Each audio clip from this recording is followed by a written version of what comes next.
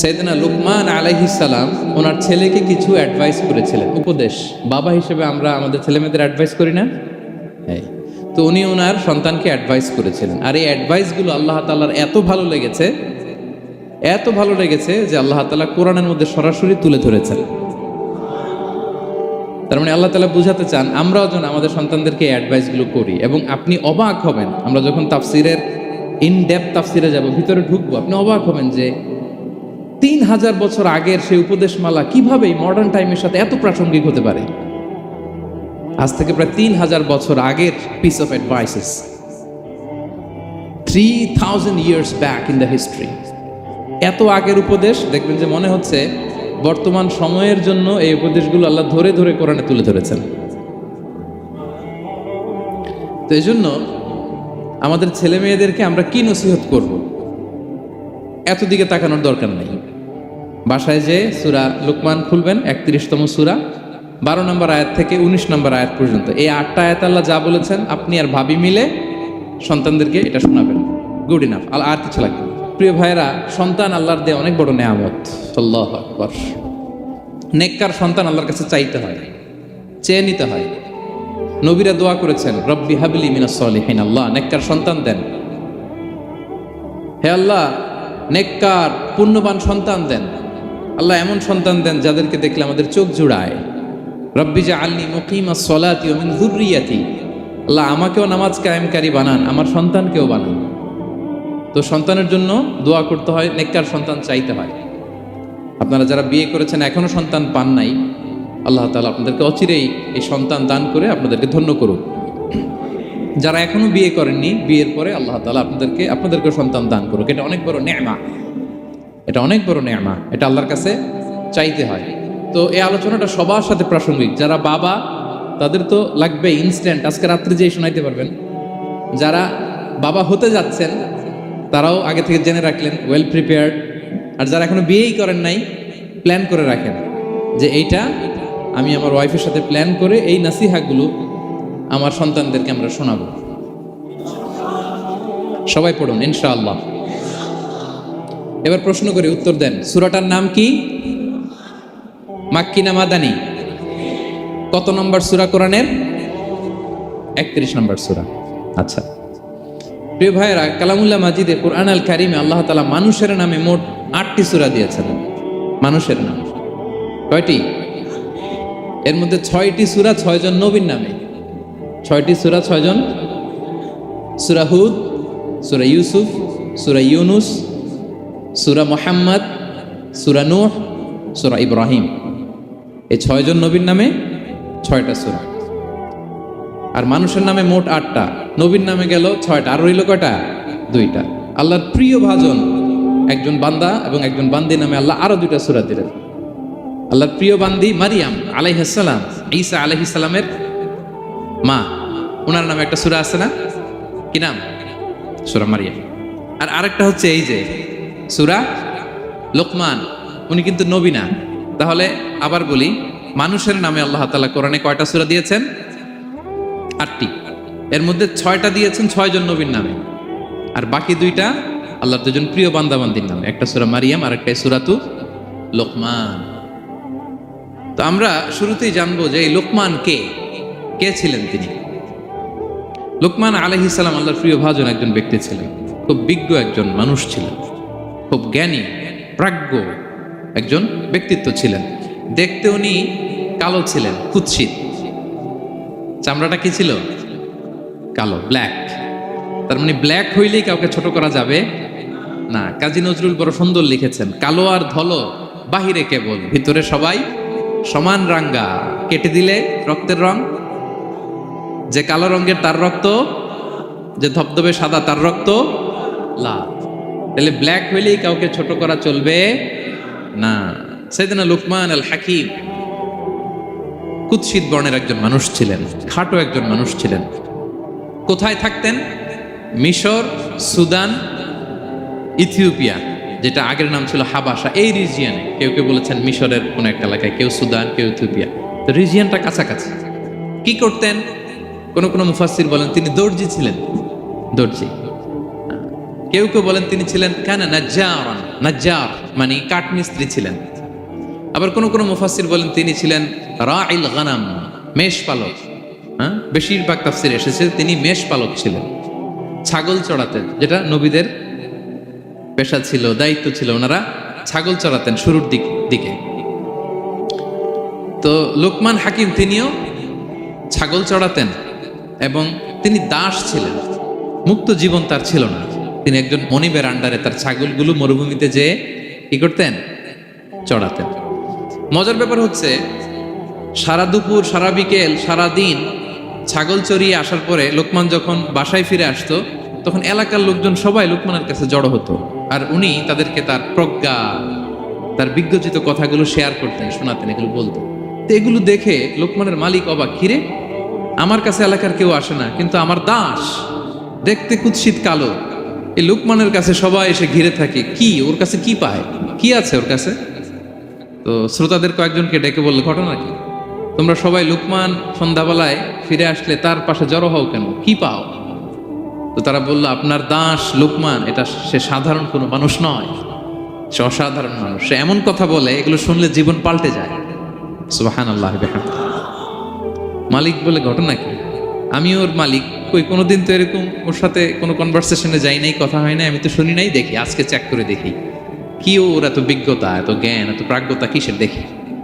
তো আজকে সন্ধ্যাবেলায় ফিরছে, উনি বলতেছে, ইয়া লোকমান ইযবাহ লানা শাতান, একটা ছাগল জবাই করো, ওয়া আখরিজ মিনহা আতিয়াবা মুদগাতাইন, এবার এই ছাগলের সবচেয়ে শ্রেষ্ঠ দুইটা অঙ্গ কেটে নিয়ে আসো, যাও। ফা আখরাজাল লিসানা ওয়াল কলব, লোকমান যে ছাগল জবাই করে ছাগলের জিহ্বাটা আর কলব, হার্ট, এই দুইটা কেটে নিয়ে আসছে, বলছে এই দুইটা শ্রেষ্ঠ। বলছে আচ্ছা ঠিক আছে।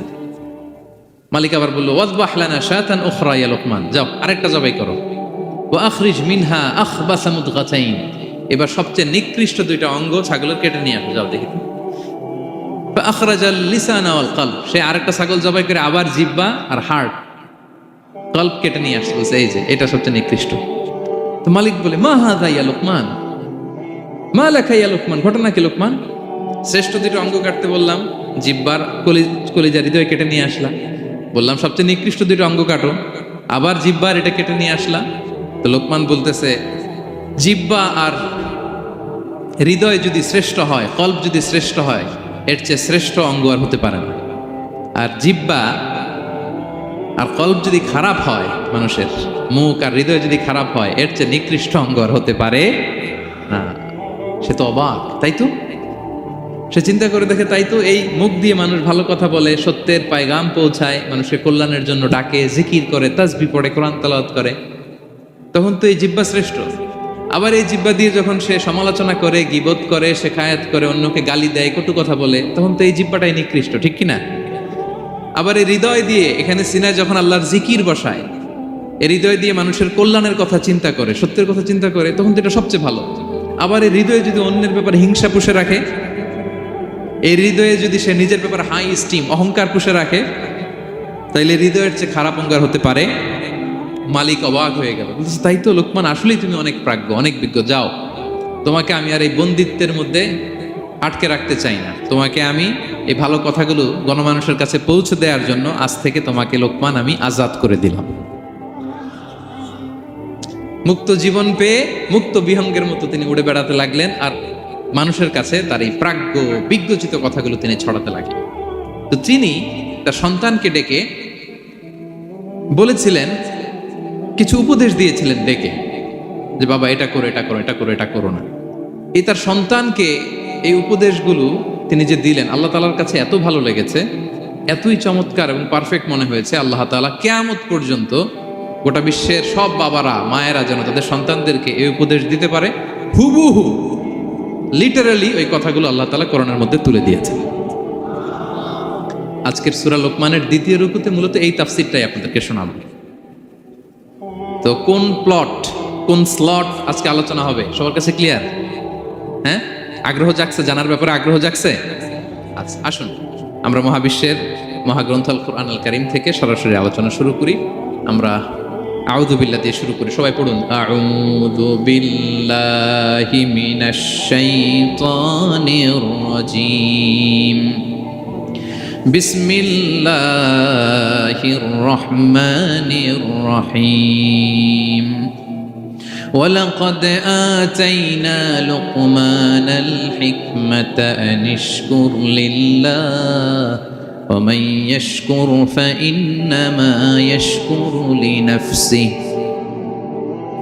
ومن كفر فإن الله غني حميد سبحان الله পড়েন আল্লাহ তাআলা বলছেন ওয়ালাকাদ আতাইনা লুকমানাল হিকমা আমি লুকমানকে হিকমত দিয়েছি প্রজ্ঞা দিয়েছি আর বলেছি আনিশকুর লিল্লাহ লুকমান আল্লাহ শুকরিয়া করো ওমান ইয়াশকুর ফাইন্নামা ইয়াশকুরু লিনাফসি যে আল্লাহ শুকরিয়া করে সে তার নিজের জন্যই করে এটা নিজের জন্যই ভালো ওমান কাফারা ফাইন্নাল্লাহা গানিয়ুন হামিদ আর যে শুকরিয়া করে না নাশুকরি করে অকৃতজ্ঞ হয় তাহলে জেনে রেখো আল্লাহ তাআলা তিনি গানি অমুখাপেক্ষী তিনি হামিদ সদা প্রশংসিত সুবহানাল্লাহ পড়ে তাহলে আল্লাহ তাআলা বললেন আমি লোকমানকে প্রজ্ঞা দিয়েছি হিকমত দিয়েছি হিকমত শব্দের সাথে আপনারা পরিচিত আছেন না আমি লোকমানকে হিকমত দিয়েছি এটা অনেক দামি জিনিস সবার থাকে না হিকমত জিনিসটা কি না জ্ঞান হচ্ছে নলেজ আর হিকমা হচ্ছে বাংলায় বলে প্রজ্ঞা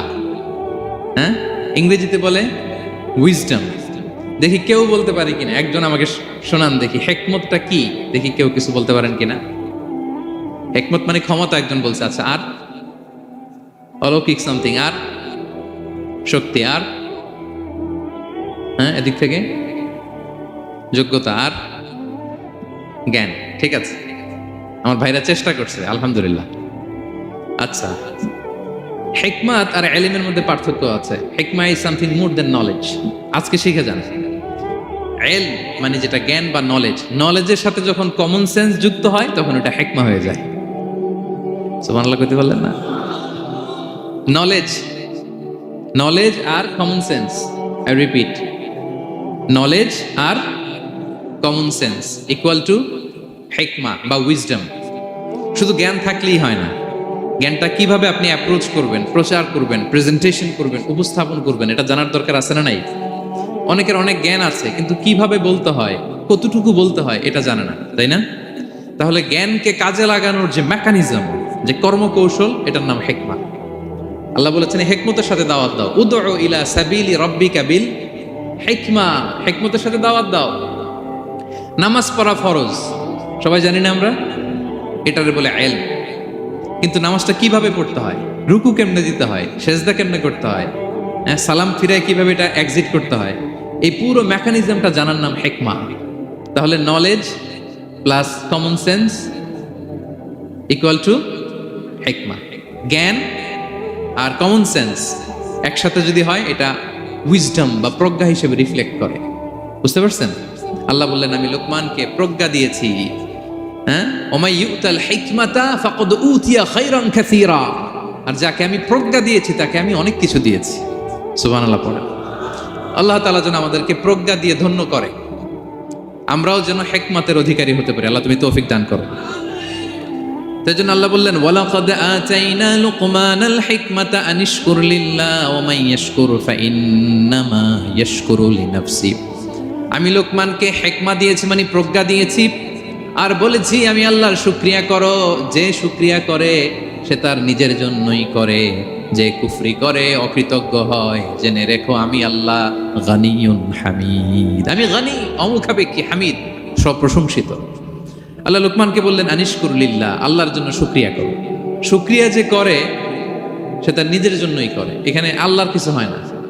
নাকি আমরা শুকরিয়া করলে আল্লাহর ক্ষমতা 1 ইঞ্চি বেড়ে যায় আমরা গোটা বিশ্বের সবাই সিজদায় পড়ে থাকলে আল্লাহর ক্ষমতা একটু বেড়ে যাবে না পারবে আর আমরা সবাই যদি সবচাইতে পাপী হয়ে যাই আল্লাহর ক্ষমতা কমে যাবে না কমবে তাহলে লাভ লস আল্লাহর কিছু নাই লাভ লস সব কাদের আওয়াজ করে সবাই বলুন লাভ লস কাদের শুকরিয়া করলে আমাদের লাভ লা ইন শাকারতুম লা আযীদান্নাকুম ওয়া লা ইন কাফারতুম ইন্না আযাবি লাশাদীদ আল্লাহ বলেন যদি তোমরা শুকরিয়া করো নিয়ামত বাড়িয়ে দেব আর যদি কুফরি করো জেনে রেখো আমার আযাব আমার পানিশমেন্ট আমার শাস্তি বড় করা আমি আল্লাহ সব সময় ধরি না ধরলে ছাড়ি না ঠিক কি না ধরে ধরে ধরে না, ধরলে আল্লাহ ছাড়ে না। শুকরিয়া করলে তিনি বাড়াতে থাকে, দিতেই থাকে। শুকরিয়া করবেন তো পাবেন, নিয়ামতে শুকরিয়া করবেন তো পাবেন, করবেন তো পাবেন। তো শুকরিয়া করলে আমাদের লাভ, আমাদের লাভ। হাদিসে কুদসিতে আল্লাহ বলেছেন, এই বানি আদম সবাই মিলে, হ্যাঁ, আলা আতকা কলবি রাজুলিন ওয়াহিদ, তোমরা যদি সবাই সবচেয়ে মুত্তাকি হয়ে যাও, ইবাদতে লুটিয়ে পড়ো সবাই, আমার কিচ্ছু পারবে না। আর তোমরা সবাই যদি আফজারি কলবি রাজুল ওয়াহিদ, সবচেয়ে নিকৃষ্ট আত্মার মানুষ হও, পাপাচারে ডুবে যাও, আমি আল্লাহর ক্ষমতার 1 ইঞ্চিও কমবে না। তাহলে শুকরিয়া করলে কাদের লাভ? সেটাই আল্লাহ বললেন, শুকরিয়া করলে তোমাদের লাভ। ওমান কাফারা ফা ইন্নাল্লাহা গানিয়্যুন হামিদ, তিনি অমুখাপেক্ষী, অমুখাপেক্ষী, তিনি কারো কাছে ঠেকা না, কিন্তু আমরা তার কাছে ঠেকা, ঠিক কিনা? আমরা বিপদে পড়লে কার কাছে চাই? আল্লাহ কারো কাছে চায়? আমাদের ফরিয়াদ আমরা কার কাছে জানাই? আল্লাহর কি কারো কাছে ফরিয়াদ জানানো লাগে? তিনি গানিয়্যুন হামিদ, অমুখাপেক্ষী, কারো প্রতি তিনি মুখাপেক্ষী নয়। গোটা বিশ্ব তার কাছে প্রার্থনা করে, গোটা বিশ্ব মুখ থুবড়ে তার কাছে পড়ে থাকে, গোটা বিশ্ব লুটিয়ে পড়ে সিজদায় পড়ে তার কাছে রোনাজরি করে, কিন্তু তিনি কারো কাছে কিছু চেতে হয় না, তিনি গানিয়্যুন হামিদ। এরপর আল্লাহ তাআলা সেদিন লোকমান আলাইহিস সালাম সন্তানকে কি উপদেশ দিলেন এর পরের আয়াত থেকে শুরু করলেন। আল্লাহ তাআলা বললেন, ওয়া ইয ক্বালা লুকমানু লিবনিহি ওয়া হুয়া ইয়াইদুহু ইয়া বুনাইয়া লা তুশরিক বিল্লাহ ইন্নাশ শিরকা লাযুলমুন আযীম। আল্লাহ বললেন, স্মরণ করুন সে সময়ের কথা যখন লোকমান তার সন্তানকে বলেছিল, কি অবস্থায়? ওয়া হুয়া ইয়াইদুহু, ওয়াজ করতেছিল, ছেলেকে নাসিহাত করতেছিল, কাউন্সেলিং করতেছিল। ফ্যামিলিতে এটা খুব জরুরি, নাসিহা করা, একে অপরকে উপদেশ দেয়া। কারণ আর দিন ও নাসিহা, দিন মানেই কল্যাণ কামনা করা, দিন মানেই অন্যকে কি দেয়া? উপদেশ দেয়া, নাসিহা দেয়া। এটা যেন আমরা দেই, এজন্য ফ্যামিলি কাউন্সেলিংটা জরুরি। নিজেই হুট করে সব সিদ্ধান্ত নেবেন না, আপনার স্ত্রীর সাথে পরামর্শ করুন, আপনার সন্তানদের সাথে পরামর্শ করুন। দেখেন সাইয়েদনা ইব্রাহিম আলাইহিস সালাম, তিনি স্বপ্নে দেখলেন তিনি ইসমাইলকে জবাই করতেছে। এটা দেখেই ডিরেক্টলি জবাই করতে উদ্যত হলেন না, তিনি ছেলেকে বললেন, ফানজুর মাযা তারা ইন্নী রাআইতু ফিল মানামি আন্নী আযবাহুক। ইসমাইল, আমি স্বপ্নে দেখেছি যে আমি তোমাকে কি করছি? জবাই করছি। ফানজুর মাযা তারা, what's your opinion about it, what do you think about it. এবার বলো তোমার অপিনিয়ন কি, তুমি কি ভাবছো? আমি দেখেছি তোমাকে জবাই করছি, তোমার অপিনিয়ন বলো। দেখেন, যেমন বাবা তেমন ছেলে, বাপ কা বেটা সিপাহী কা ঘোড়া কুছ না হতো থোড়া থোড়া, সুবহানাল্লাহ বিহামদি। যেমন বাবা তেমন ছেলে। ছেলে বলে, ইয়া আবাতি ফাআল মা তুমার, বাবা আপনি যা দেখেছেন তাই করেন। সাতাজিদুনি ইনশাআল্লাহু মিনাস সাবিরিন, আপনি অচিরে আমাকে ধৈর্যশীলদের অন্তর্ভুক্ত পাবেন। আল্লাহু আকবার। বাবা আপনি ভয় পাবেন না, বিচলিত হবেন না, আমার কারণে আপনি আল্লাহর কাছে লজ্জিত হবেন না। আপনি যেমনটি দেখেছেন তেমনটি করুন, ভয় পাবেন না, অচিরেই আপনি আমাকে ধৈর্যশীলদের অন্তর্ভুক্ত পাবে। যেমন বাবা তেমন ছেলে, ঠিক তেমন রেসপন্স, ঠিক তেমন উত্তর। সাথে সাথে বললেন, বাবা আপনি ভয় পাবেন না, করুন। তো দেখেন, আল্লাহর নবী ইব্রাহিম আলাইহিস সালাম স্বপ্নে যেটা দেখেছেন আল্লাহর পক্ষ থেকে এসেছে, চাইলেই তো ছুরি চালাতে পারতেন, চালিয়েছেন? কি করছেন? পরামর্শ করেছেন, কাউন্সেলিং করেছেন। ফ্যামিলি কাউন্সেলিংটা খুবই জরুরি। This is the first and foremost reminder tonight. আজকের তাফসীর থেকে প্রথম রিমাইন্ডার এটা, যে বাসায় আমরা কাউন্সেলিং করব, বড় কোনো সিদ্ধান্ত নিতে গেলে পরামর্শ করব, যেমনটি নবী আলাইহিস সালাম ওনারা করেছেন, ঠিক কিনা? তাহলে সাইয়েদনা লোকমান আলাইহিস সালাম ছেলেকে উপদেশ দিচ্ছেন, আর উপদেশের ভাষা হতে হবে কোমল। দেখেন এখানে আল্লাহ তাআলা যেটা ব্যবহার করেছেন, ইয়া বুনাইয়া, যারা আরবি জানেন, বুনাইয়া শব্দটা কিন্তু সাধারণ শব্দ না। হ্যাঁ, ইবনুন থেকে বুনাই মানে খুব আদর করে ছোট্ট বাচ্চাকে আমরা যেটা ডাকি, ও আমার কলিজার টুকরা সন্তান, ও আমার সোনামণি, হ্যাঁ, ও আমার ছোট্ট মণি, ও আমার বাজান, হ্যাঁ, ও আমার আব্বু। আর কি বলেন ছেলেমেয়েদেরকে আপনি? সায়া। কি এটার মানে কি? হ্যাঁ, ইংরেজিতে বললে ডার্লিং। আর ঠিক আছে, ডার্লিং কিন্তু সবাইরে বলা যায়, মানে যাকে আপনি লাভ করেন, ভালোবাসেন, আপনার ছেলেকে ডার্লিং বলতে পারেন, মেয়েকে বলতে পারেন, আপনার ওয়াইফকে বলতে পারেন, অন্য আবার অন্যান্য নারীদেরকে বলা যাবে, স্ত্রী পর্যন্ত। হ্যাঁ, কাছের যারা এদেরকে। তো মালয়েশিয়ান ভাষা তো আমি জানি না, মালয়েশিয়াতে যেটা বলে ওইটা দিয়ে ডাকবেন, খুব সোহাগ দিয়ে, আদর দিয়ে। কারণ নাসিহাতের ভাষা খুব কোমল হতে হয়। যে নাসিহাত হৃদয় নিংড়ানো মমতা দিয়ে বেরোয়, ওই নাসিহাত অন্যের হৃদয়ে যে টাচ করে। কথা বুঝতে পেরেছেন? যেটা হৃদয় নিংড়ানো ভালোবাসা থেকে বেরোয় নাসিহাত, সেটা আপনার ছেলের হৃদয়ে যে টাচ করবে, ক্লিক করবে। আর যদি রেগে মেগে আগুন হয়ে ওরে ধরেন, নামাজ পড়লি না কেন, এটা করলি কেন, এমনটা হইলো কেন, ও শুনবে? শুনবে না, বিগড়ে যাবে। দেখেন সাইয়েদনা মূসা আলাইহিস সালাম এবং সাইয়েদনা হারুন আলাইহিস সালাম দুজন মিলে যখন ফেরাউনকে দাওয়াত দিতে যাবেন, আল্লাহ বললেন, মূসা তোমার মেজাজ কিন্তু গরম, এই গরম মেজাজ নিয়ে ফেরাউনের দাওয়াত দিলে হবে? রব্বুল আলামিন বললেন, মূসা তোমার মেজাজ বড্ড গরম, কিন্তু তোমার জিহ্বাটা দিয়েছি আমি নরম।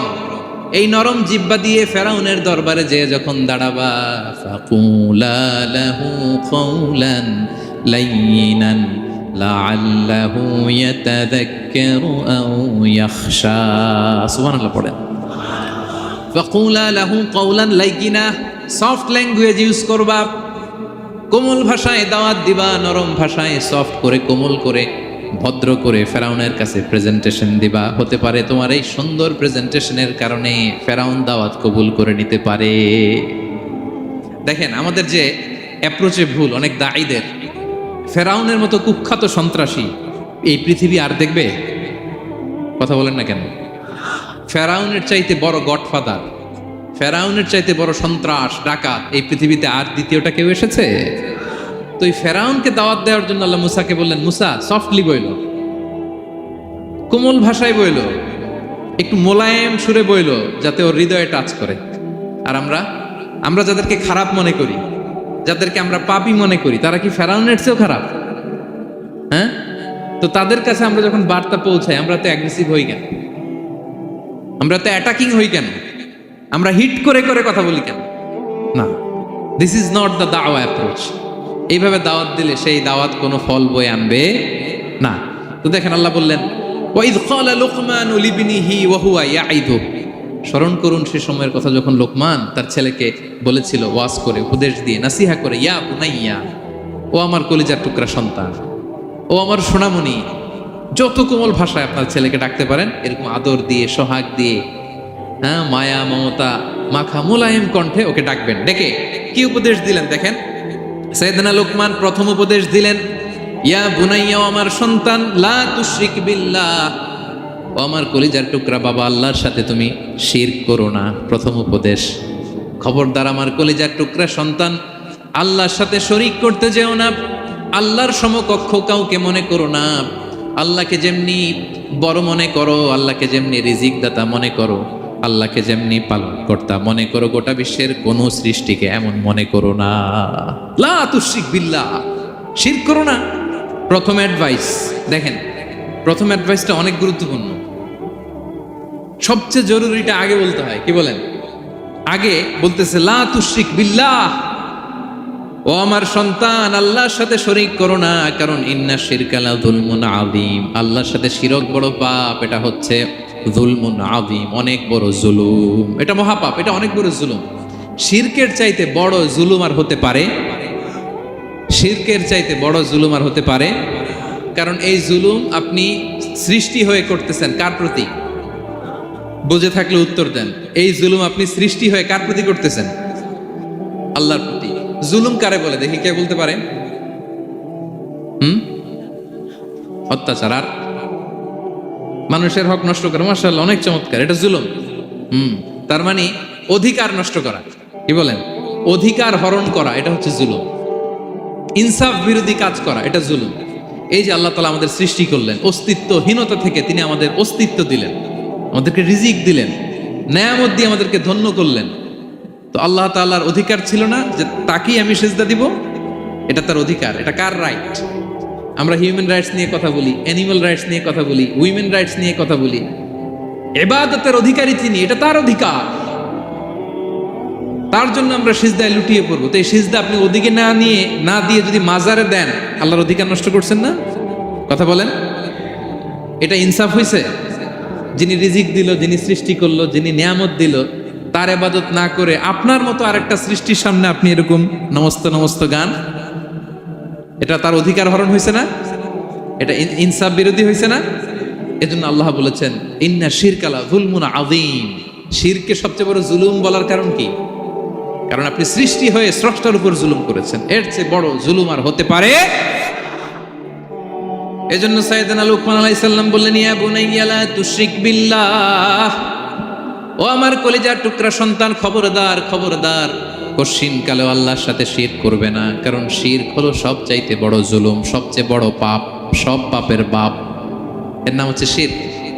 এর চেয়ে বড় পাপ হতে পারে?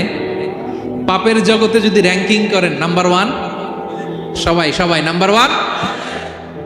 আল্লাহ সব মাফ করে দেয়, সব গুনাহ তিনি ক্ষমা করে দেয়, সব পাপকে তিনি চাইলেই মোচন করে দিতে পারেন, শুধুমাত্র কেবলমাত্র শিরকের গুনাহ ছাড়া। ঠিক কিনা?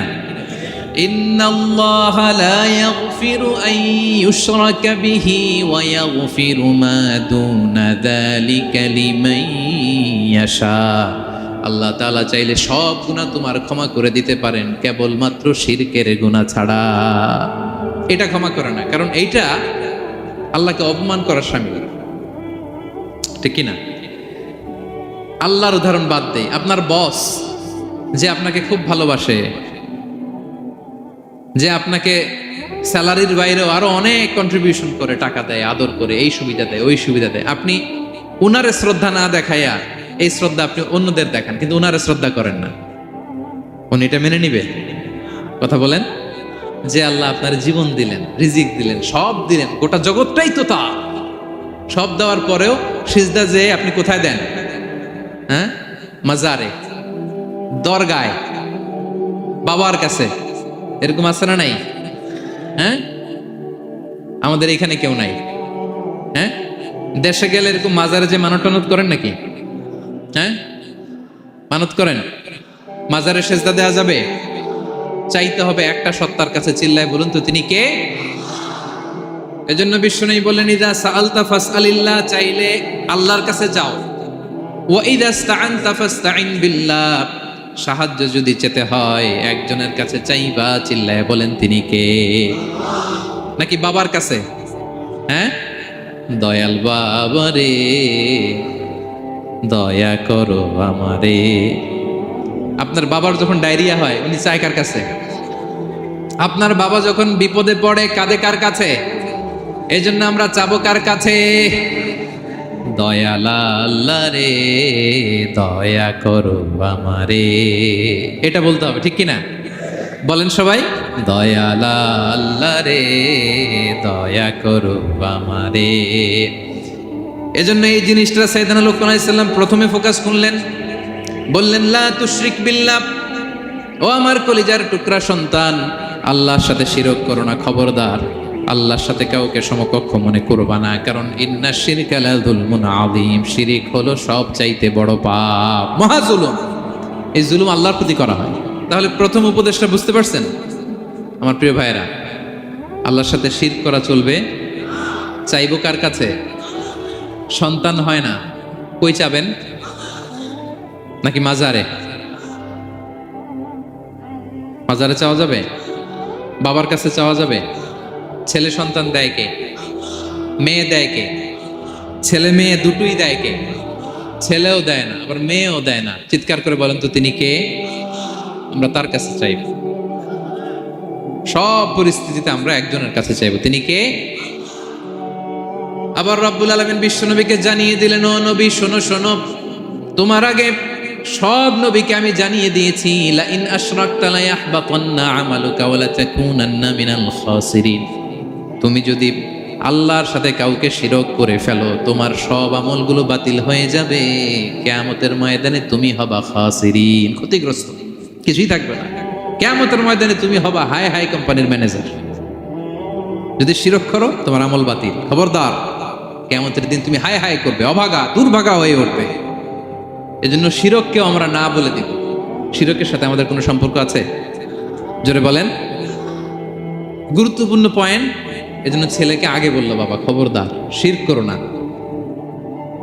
আবার হাদিসে কুদসিতে রব্বুল আলামিন বলেন, গোলাম কিয়ামতের কঠিন ময়দানে গোটা জমিন পরিমাণ গুনার বোঝা নিয়ে যদি তুমি আমি আল্লাহর দরবারে হাজির হয়ে যাও, আর ওই গুনার বোঝার মধ্যে যদি শিরকের গুনাহ না থাকে, আমি আল্লাহ গোটা জমিন পরিমাণ ক্ষমার বস্তা নিয়ে তোমার কাছে হাজির হয়ে যাব। কথাটার ওজন দেখছেন? জমিন পরিমাণ গুনাহ নিয়ে আসছো আমার কাছে কিয়ামতের দিন। ওই গুনার মধ্যে অনেক ধরনের গুনাহ, নামাজ পড়ো নাই, রোজা রাখো নাই, এই করছো সেই করছো, কিন্তু এই গুনার বিশাল পৃথিবী পরিমাণ গুনার বোঝার মধ্যে শিরকের গুনাহ নাই। তাহলে আমি আল্লাহ এই দুনিয়া পরিমাণ ক্ষমার বোঝা নিয়ে তোমার কাছে চলে আসবো।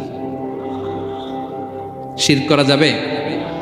তাহলে প্রথম উপদেশ দিলেন, হে আমার কলিজার টুকরা সন্তান, শিরক করো না, শিরক করো না। আমার ভাইয়েরা, আমার কলিজার টুকরা ক্লাঙের ভাইয়েরা, সন্তানদেরকে এই শিরকের ব্যাপারে, শিরকের ভয়াবহতার ব্যাপারে আপনাকে জানাতে হবে। It's your duty. আপনি শুধু বাবা হইলেই চলবে না, আপনার ছেলে মেয়ে কোন পথে চলবে এটা আপনাকে ঠিক করে দিতে হবে।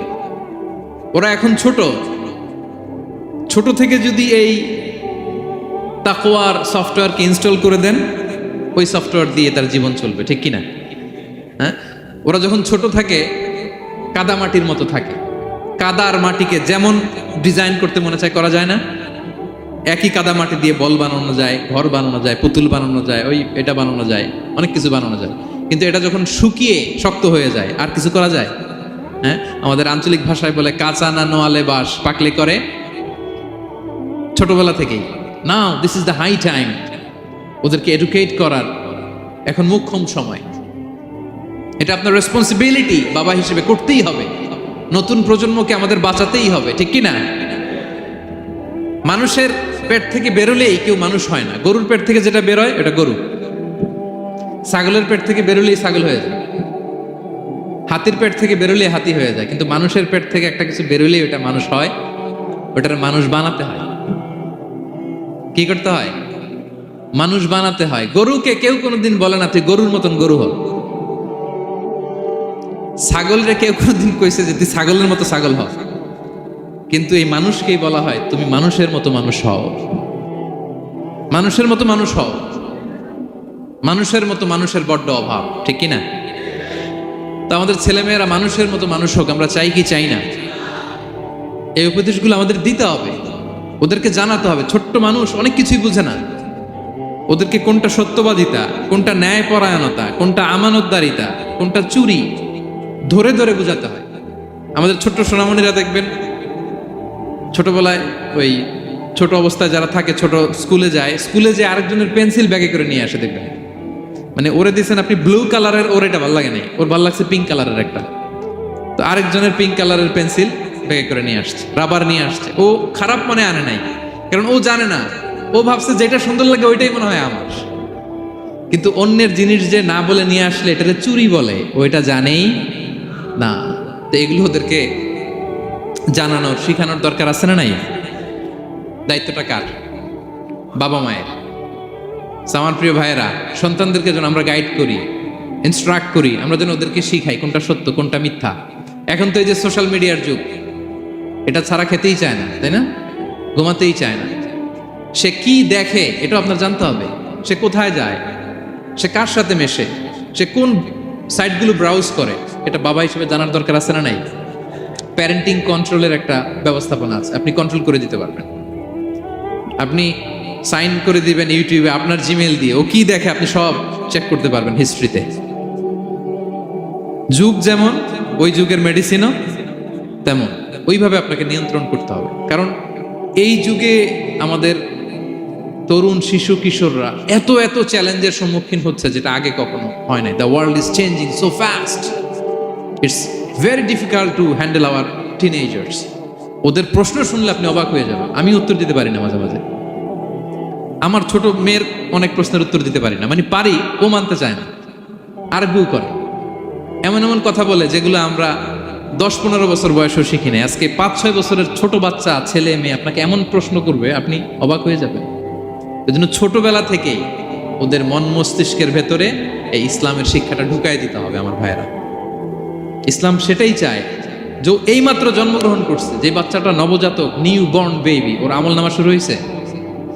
সবাই বলেন, এইমাত্র ভূমিষ্ঠ একটা বাচ্চার আমল নামা শুরু হয়েছে। তারপর ইসলাম বলে ওর কানের সামনে আল্লাহু আকবার বলে আল্লাহর নামটা ঢুকিয়ে দাও। এখনো আমল নামা শুরু হয় নাই, এখনো ভালো খারাপের কিছুই হয় নাই, তারপরও আল্লাহ বলে দুনিয়াতে আসার সাথে সাথে আজান দিয়ে ইসলামের কথাটা কানের ভেতরে ঢুকায়া দাও। আমাদের দায়িত্ব হচ্ছে ওদেরকে এডুকেট করা। 1 নাম্বার উপদেশ তিনি দিলেন, লা তুশরিক বিল্লাহ, শিরক করো না, শিরক মহাপাপ। এই পয়েন্টটা বুঝতে পারছেন সবাই? উনি বেসিক্যালি ওনার সন্তানকে 9টা উপদেশ দিয়েছিলেন। কয়টা? সবাই বলুন। 9টা। এরপর আল্লাহ তাআলা আরেকটা এক্সট্রা উপদেশ দিয়ে দিয়েছেন, 9 আর 1 মিলে তিলকা আশারাতুন কামিলা, একেবারে ফাইনাল 10টা হয়ে গেছে, পরিপূর্ণ। তো শিরকের ব্যাপারে সতর্ক করার সাথে সাথে আল্লাহ তাআলা নিজ থেকে একটা উপদেশ দিলেন। আল্লাহ তাআলা কি বললেন? রব্বুল আলামিন বললেন, ওয়াসাইনাল ইনসানা বিওয়ালিদাইহি হামালাতহু উম্মুহু ওয়াহানান আলা ওয়াহান ওয়া ফিসালুহু ফি আমাইনি আনিশকুর লি ওয়া লিওয়ালিদাইকা ইলাইয়াল মাসির। সুবহানাল্লাহ পড়া। আল্লাহ বললেন, ওয়াসাইনাল ইনসানা বিওয়ালিদাইহি, শিরকের কথা যখন লোকমান সন্তানকে জানালো, এবার আমি আল্লাহ পৃথিবীর মানুষগুলোরে জানিয়ে দিলাম, খবরদার খবরদার, মা বাবার সাথে কখনো খারাপ আচরণ করো না। ওয়াসাইনাল ইনসান, মানুষকে আমি ওসিয়ত করলাম, রেকমেন্ড করলাম, ভার্ডিক্ট জারি করে দিলাম, বিওয়ালিদাই, মা বাবার ব্যাপারে তাদের সাথে সদাচরণ করবে, মা বাবার সাথে খারাপ আচরণ করা যাবে। জান্নাতে একটা দরজা আছে, নাম আল আব, বাবা, আর একটা আল মা। যারা বাবা মার সাথে ভালো আচরণ করছে তারা ওইটা দিয়ে ঢুকবে। সুবহানাল্লাহ পড়ে। এক লোক বললেন, ইয়া রাসূলুল্লাহ, আমার মাকে কাঁধে করে কাবার চারদিকে ঘুরিয়েছি, তাওয়াফ করিয়েছি, প্রচন্ড রোদের মধ্যে আমার মাকে কাঁধে করে কাবার চারদিকে লাব্বাইক লাব্বাইক বলে অনেকবার ঘুরিয়েছি। ইয়া রাসূলুল্লাহ, আপনি আমাকে বলে দেন, ছোটবেলা যখন আমি আমার মায়ের বুকের দুধ খেয়েছি, ওই দুধের শোধটুকু আদায় হয়েছে কিনা? বিষ্ণুই বললেন, কি প্রশ্ন করলা তুমি? লাউ কাতাআতা জিলদাক, তুমি যদি তোমার গায়ের চামড়া কেটে জুতা বানিয়ে দাও, চামড়াটা কেটে শুকিয়ে যদি জুতা বানিয়ে তোমার মায়ের পায়ের নিচে দিয়ে দাও, ছোটবেলায় মায়ের বুকের যে দুধ খেয়েছো, একটা দুধের 1 ঢোক দুধ খাওয়ার শোধ আদায় হবে না। 1 ঢোক যে দুধ খাইছো ওইটারই শোধ আদায় হবে। খবরদার খবরদার, বাবা মার ব্যাপারে সাবধান। বিশেষ করে মায়ের সাথে, দুজনের কথাই আল্লাহ প্রথমে বললেন, এরপরে বললেন বিশেষ করে মায়ের সাথে, কারণ হামালাতহু উম্মুহু, বাবা তোমারে পেটে ধরে নাই, পেটে ধরেছে কে? ওয়াহানান আলা ওয়াহান, 10 মাস 10 দিন বোঝার পরের বোঝা, যন্ত্রণার পরে যন্ত্রণা বাবা সহ্য করে নাই, করেছে কে? এত বড় একটা পেট হয়ে গেছিল, জানেন তো? হ্যাঁ, আল্লাহ। এই পেটটা নিয়ে বারবার কিচেনে যাওয়া লাগছে, এটা নিয়ে টয়লেট করে, এটা নিয়ে গোসল করে, ঘুমাতে পারে না, শুইলে উঠতে পারে না, উঠলে বসতে পারে না। 1 দিন 2 দিন, 1 সপ্তাহ 2 সপ্তাহ, 10 মাস 10 দিন আমার মাকে এই কষ্ট দিয়েছি। মায়ের কলিজার মাঝখানে লাথি মেরে দুনিয়াতে এসেছে। এরপরে আল্লাহ বললেন, ওয়া ফিসালুহু ফি আমাইন, এখানেই শেষ নয়, দুধ ছাড়াতে লেগেছে 2 বছর। কয় বছর? ওগো মা, তুমি এই ধরনের শ্রেষ্ঠ নেয়ামত, তোমারই পদ তলে রয়েছে জান্নাত। ওগো মা, তুমি এই ধরনের শ্রেষ্ঠ নেয়ামত, তোমারই পদ তলে রয়েছে জান্নাত। ঠিক কিনা? দেখেন আল্লাহ মর্যাদা কোথায় বাড়ালো। আমাদের দুনিয়ার পুরুষ মানুষদের পায়ের নিচে থাকে জুতা, জুতার নিচে বালু, কার্পেট কিংবা ফ্লোর। আর আল্লাহ বলে, দুনিয়ার এক একটা মায়ের পায়ের নিচে আমি জান্নাত দিয়ে রেখেছি। এই পৃথিবীটারে 100 বার বিক্রি করলে জান্নাতের একটা চেয়ারের দাম হবে? বুঝে শুনে উত্তর দিবেন। এই পৃথিবীটাকে, পৃথিবীর যে সম্পদ, এটা এস্টিমেশন করে, হ্যাঁ, 1000 বার বিক্রি করলে যে দামটা হবে, ওই দাম দিয়ে জান্নাতের একটা চেয়ারের দাম হবে? এই পৃথিবীরে 10,000 কোটি বার বিক্রি করলে যেই অ্যাসেট হবে, যে অ্যামাউন্ট হবে, ভ্যালিউ হবে, ওই দাম দিয়ে জান্নাতের একটা টেবিলের দাম হবে? আর যেই জান্নাত, পুরো জান্নাতটা মায়ের পায়ের নিচে পড়ে আছে, ওই পা দুইটার দাম কত? সুবহানাল্লাহ পড়বেন না? মা বাবার দোয়া অনেক বড় দোয়া। কখনো যেন আমরা বেয়াদবি না করি, কখনো যেন তাদের মনে কষ্ট না দেই। সব সময় যেন তাদের কাছ থেকে দোয়া নেই, পারা যাবে? এটা আল্লাহ তাআলা ঢুকিয়ে দিলেন। তাহলে সাইয়েদনা লোকমান প্রথমে বলল, বাবা শিরক করো না। এরপরে রব্বুল আলামিন বললেন, শিরকের পরে তোমাদের সবচাইতে বড় দায়িত্ব যে বাবা মা তোমাদের জন্য এত কষ্ট করেছে, তাদের সাথে খারাপ আচরণ করো না। দুইটা হয়ে গেল, কয়টা? আওয়াজ করে বলেন কয়টা? 3 নম্বরে সাইয়েদনা লোকমান আলাইহিস সালাম ছেলেকে বললেন, ইয়া বুনাইয়া ইন্নাহা ইন তাকু মিসকালা হাববাতিন মিন খারদালিন ফাতাকুম ফি সখরাতিন আও ফিস সামাওয়াতি আও ফিল আরদি ইয়াতি বিহাল্লাহ ইন্নাল্লাহা লাতীফুন খাবীর। 3 নম্বরে সাইয়েদনা লোকমান বললেন, বাবা সরিষার দানা পরিমাণ কোনো ভালো কাজ যদি তুমি করো কিংবা খারাপ কাজ যদি তুমি করো, সেটা যদি মাউন্ট এভারেস্টের উপরে উঠে করো কোনো খারাপ কাজ, আও ফিস সামাওয়াতি মহাশূন্যে যে যদি করো, আও ফিল আরদে জমিনের অতল গহ্বরে কোনো সুড়ঙ্গ বানিয়ে সেখানেও যে যদি কোনো পাপ করো, ইয়াতি বিহাল্লাহ সেটাও আল্লাহ নিয়ে আসবে। সাইয়েদনা লোকমান আলাইহিস সালাম ওনার ছেলেকে কিছু অ্যাডভাইস করেছিলেন, উপদেশ। বাবা হিসেবে আমরা আমাদের ছেলেমেয়েদের অ্যাডভাইস করি না? তো উনি ওনার সন্তানকে অ্যাডভাইস করেছিলেন, আর এই অ্যাডভাইসগুলো আল্লাহ তাআলার এত ভালো লেগেছে যে আল্লাহ তাআলা কোরআনের মধ্যে সরাসরি তুলে ধরেছেন। তার মানে আল্লাহ তাআলা বুঝাতে চান আমরাও যেন আমাদের সন্তানদেরকে এই অ্যাডভাইসগুলো করি। এবং আপনি অবাক হবেন, আমরা যখন তাফসিরের ইনডেপথ তাফসিরে যাব, ভিতরে ঢুকবো, আপনি অবাক হবেন যে 3000 বছর আগের সেই উপদেশমালা কিভাবে মডার্ন টাইমের সাথে এত প্রাসঙ্গিক হতে পারে। আজ থেকে প্রায় 3000 বছর আগের piece of advises, 3000 years back in the history. এত আগের উপদেশ, দেখবেন যে মনে হচ্ছে বর্তমান সময়ের জন্য এই উপদেশগুলো আল্লাহ ধরে ধরে কোরআনে তুলে ধরেছেন। তো এই জন্য আমাদের ছেলে মেয়েদেরকে আমরা কি নসিহত করব, এত দিকে তাকানোর দরকার নেই। বাসায় যে সূরা লুকমান খুলবেন, 31তম সূরা, 12 নম্বর আয়াত থেকে 19 নম্বর আয়াত পর্যন্ত, এই 8টা আয়াত আল্লাহ যা বলেছেন আপনি আর ভাবি মিলে সন্তানদেরকে এটা শোনাবেন, গুড ইনাফ, আর কিছু লাগবে।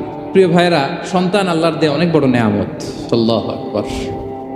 নেককার সন্তান আল্লাহর কাছে চাইতে হয়, চেয়ে নিতে হয়।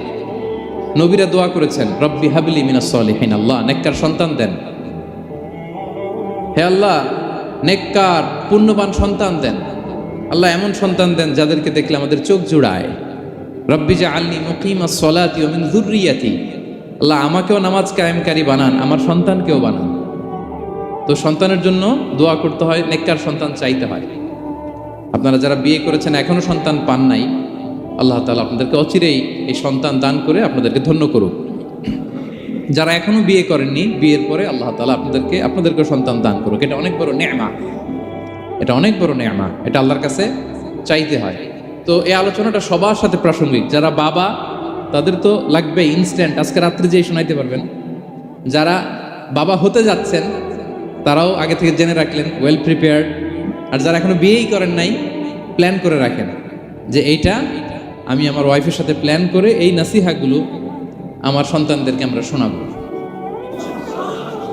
সবাই পড়ুন ইনশাআল্লাহ। এবার প্রশ্ন করে উত্তর দেন, সূরাটার নাম কি? মাক্কি না মাদানী? কত নম্বর সূরা কোরআনের? 31 নম্বর সূরা। আচ্ছা প্রিয় ভাইয়েরা, কালামুল্লাহ মাজিদে কুরআন আল কারিমে আল্লাহ তাআলা মানুষের নামে মোট 8টি সূরা দিয়েছেন। মানুষের নাম কয়টি? এর মধ্যে 6টি সূরা 6 জন নবীর নামে, 6টি সূরা 6 জন। সূরা হুদ, সূরা ইউসুফ, সূরা ইউনুস, সূরা মুহাম্মদ, সূরা নূহ, সূরা ইব্রাহিম। এই 6 জন নবীর নামে 6টা সূরা। আর মানুষের নামে মোট 8টা, নবীর নামে গেল 6টা, আর রইল কয়টা? 2টা। আল্লাহর প্রিয় ভাজন একজন বান্দা এবং একজন বান্দি নামে আল্লাহ আরো 2টা সূরা দিলেন। আল্লাহর প্রিয় বান্দি মারিয়াম আলাইহিস সালাম, ঈসা আলাইহিস সালামের মা, ওনার নামে একটা সূরা আছে না? কি নাম? সূরা মারিয়াম। আর আরেকটা হচ্ছে এই যে সূরা লোকমান, উনি কিন্তু নবী না। তাহলে আবার বলি, মানুষের নামে আল্লাহ তাআলা কোরআনে কয়টা সূরা দিয়েছেন? 8টি।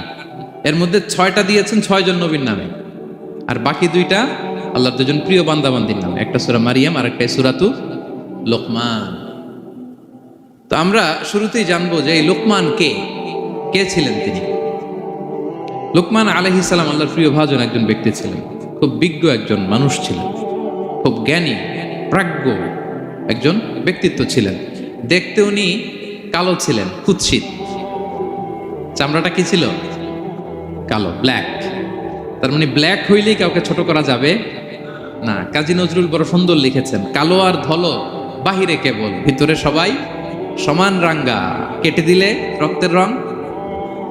যে কালো রঙের তার রক্ত, যে ধবধবে সাদা তার রক্ত লাল। তাহলে ব্ল্যাক হইলেই কাউকে ছোট করা চলবে না। সাইয়েদনা লোকমান আল হাকিম কুৎসিত বর্ণের একজন মানুষ ছিলেন, খাটো একজন মানুষ ছিলেন। কোথায় থাকতেন? মিশর, সুদান, ইথিওপিয়া, যেটা আগের নাম ছিল হাবাসা, এই রিজিয়নে। কেউ কেউ বলেছেন মিশরের কোন একটা এলাকায়, কেউ সুদান, কেউ ইথিওপিয়া। তো রিজিয়নটা কাছাকাছি। কি করতেন?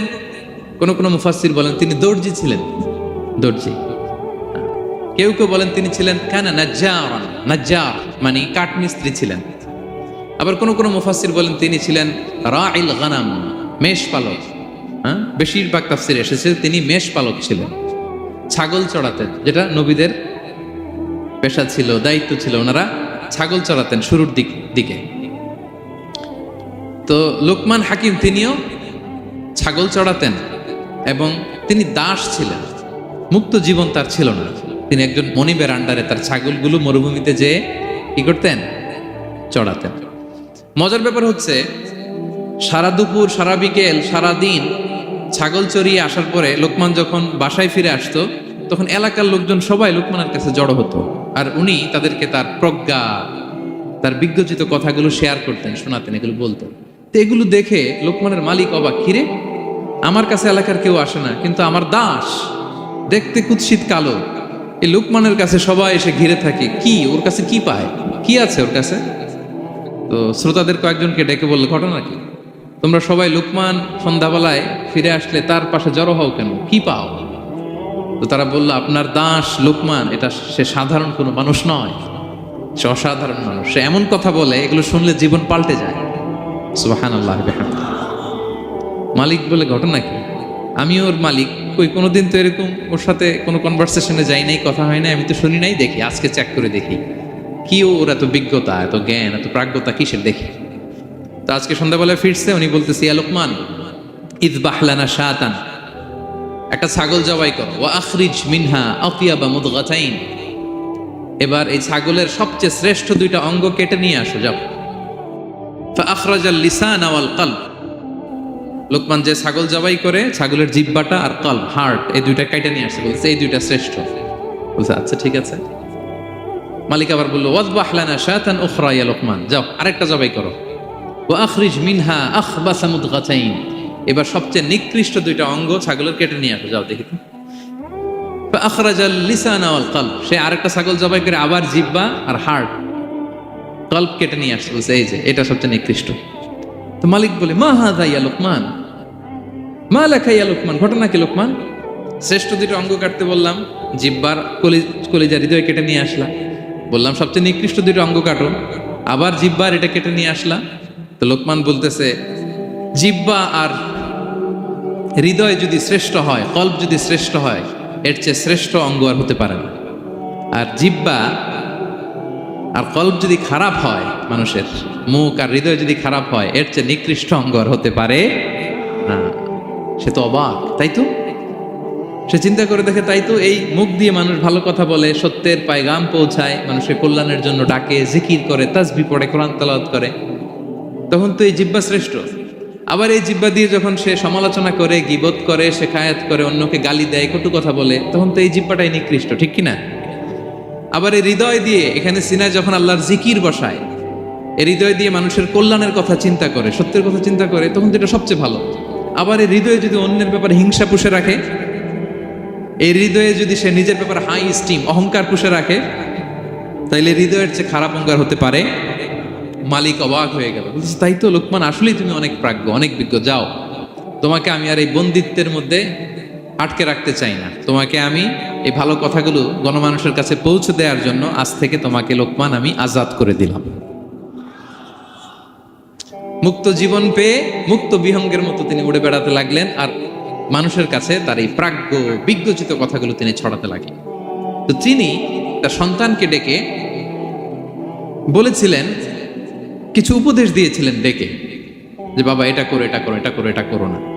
এই তার সন্তানকে এই উপদেশগুলো তিনি যে দিলেন, আল্লাহ তাআলার কাছে এত ভালো লেগেছে, এতই চমৎকার এবং পারফেক্ট মনে হয়েছে, আল্লাহ তাআলা কিয়ামত পর্যন্ত গোটা বিশ্বের সব বাবারা মায়েরা যেন তাদের সন্তানদেরকে এই উপদেশ দিতে পারে, হুবহু লিটারালি ওই কথাগুলো আল্লাহ তাআলা কোরআনের মধ্যে তুলে দিয়েছেন।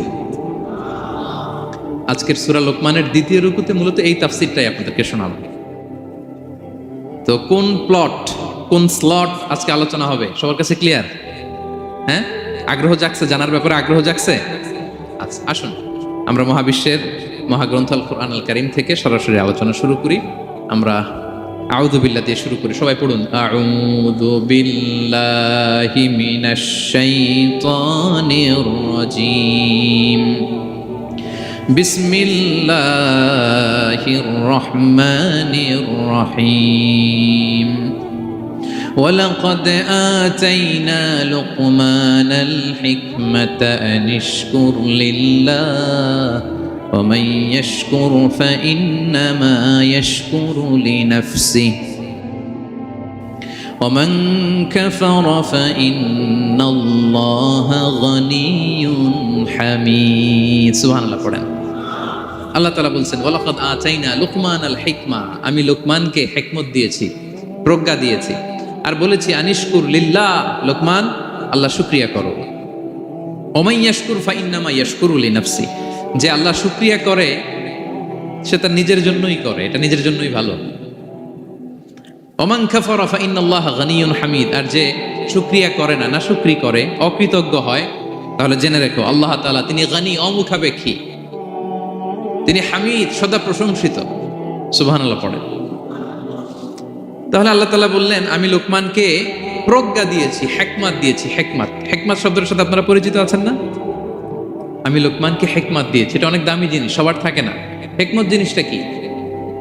না, জ্ঞান হচ্ছে নলেজ, আর হিকমা হচ্ছে বাংলায় বলে প্রজ্ঞা, হ্যাঁ, ইংরেজিতে বলে উইজডম।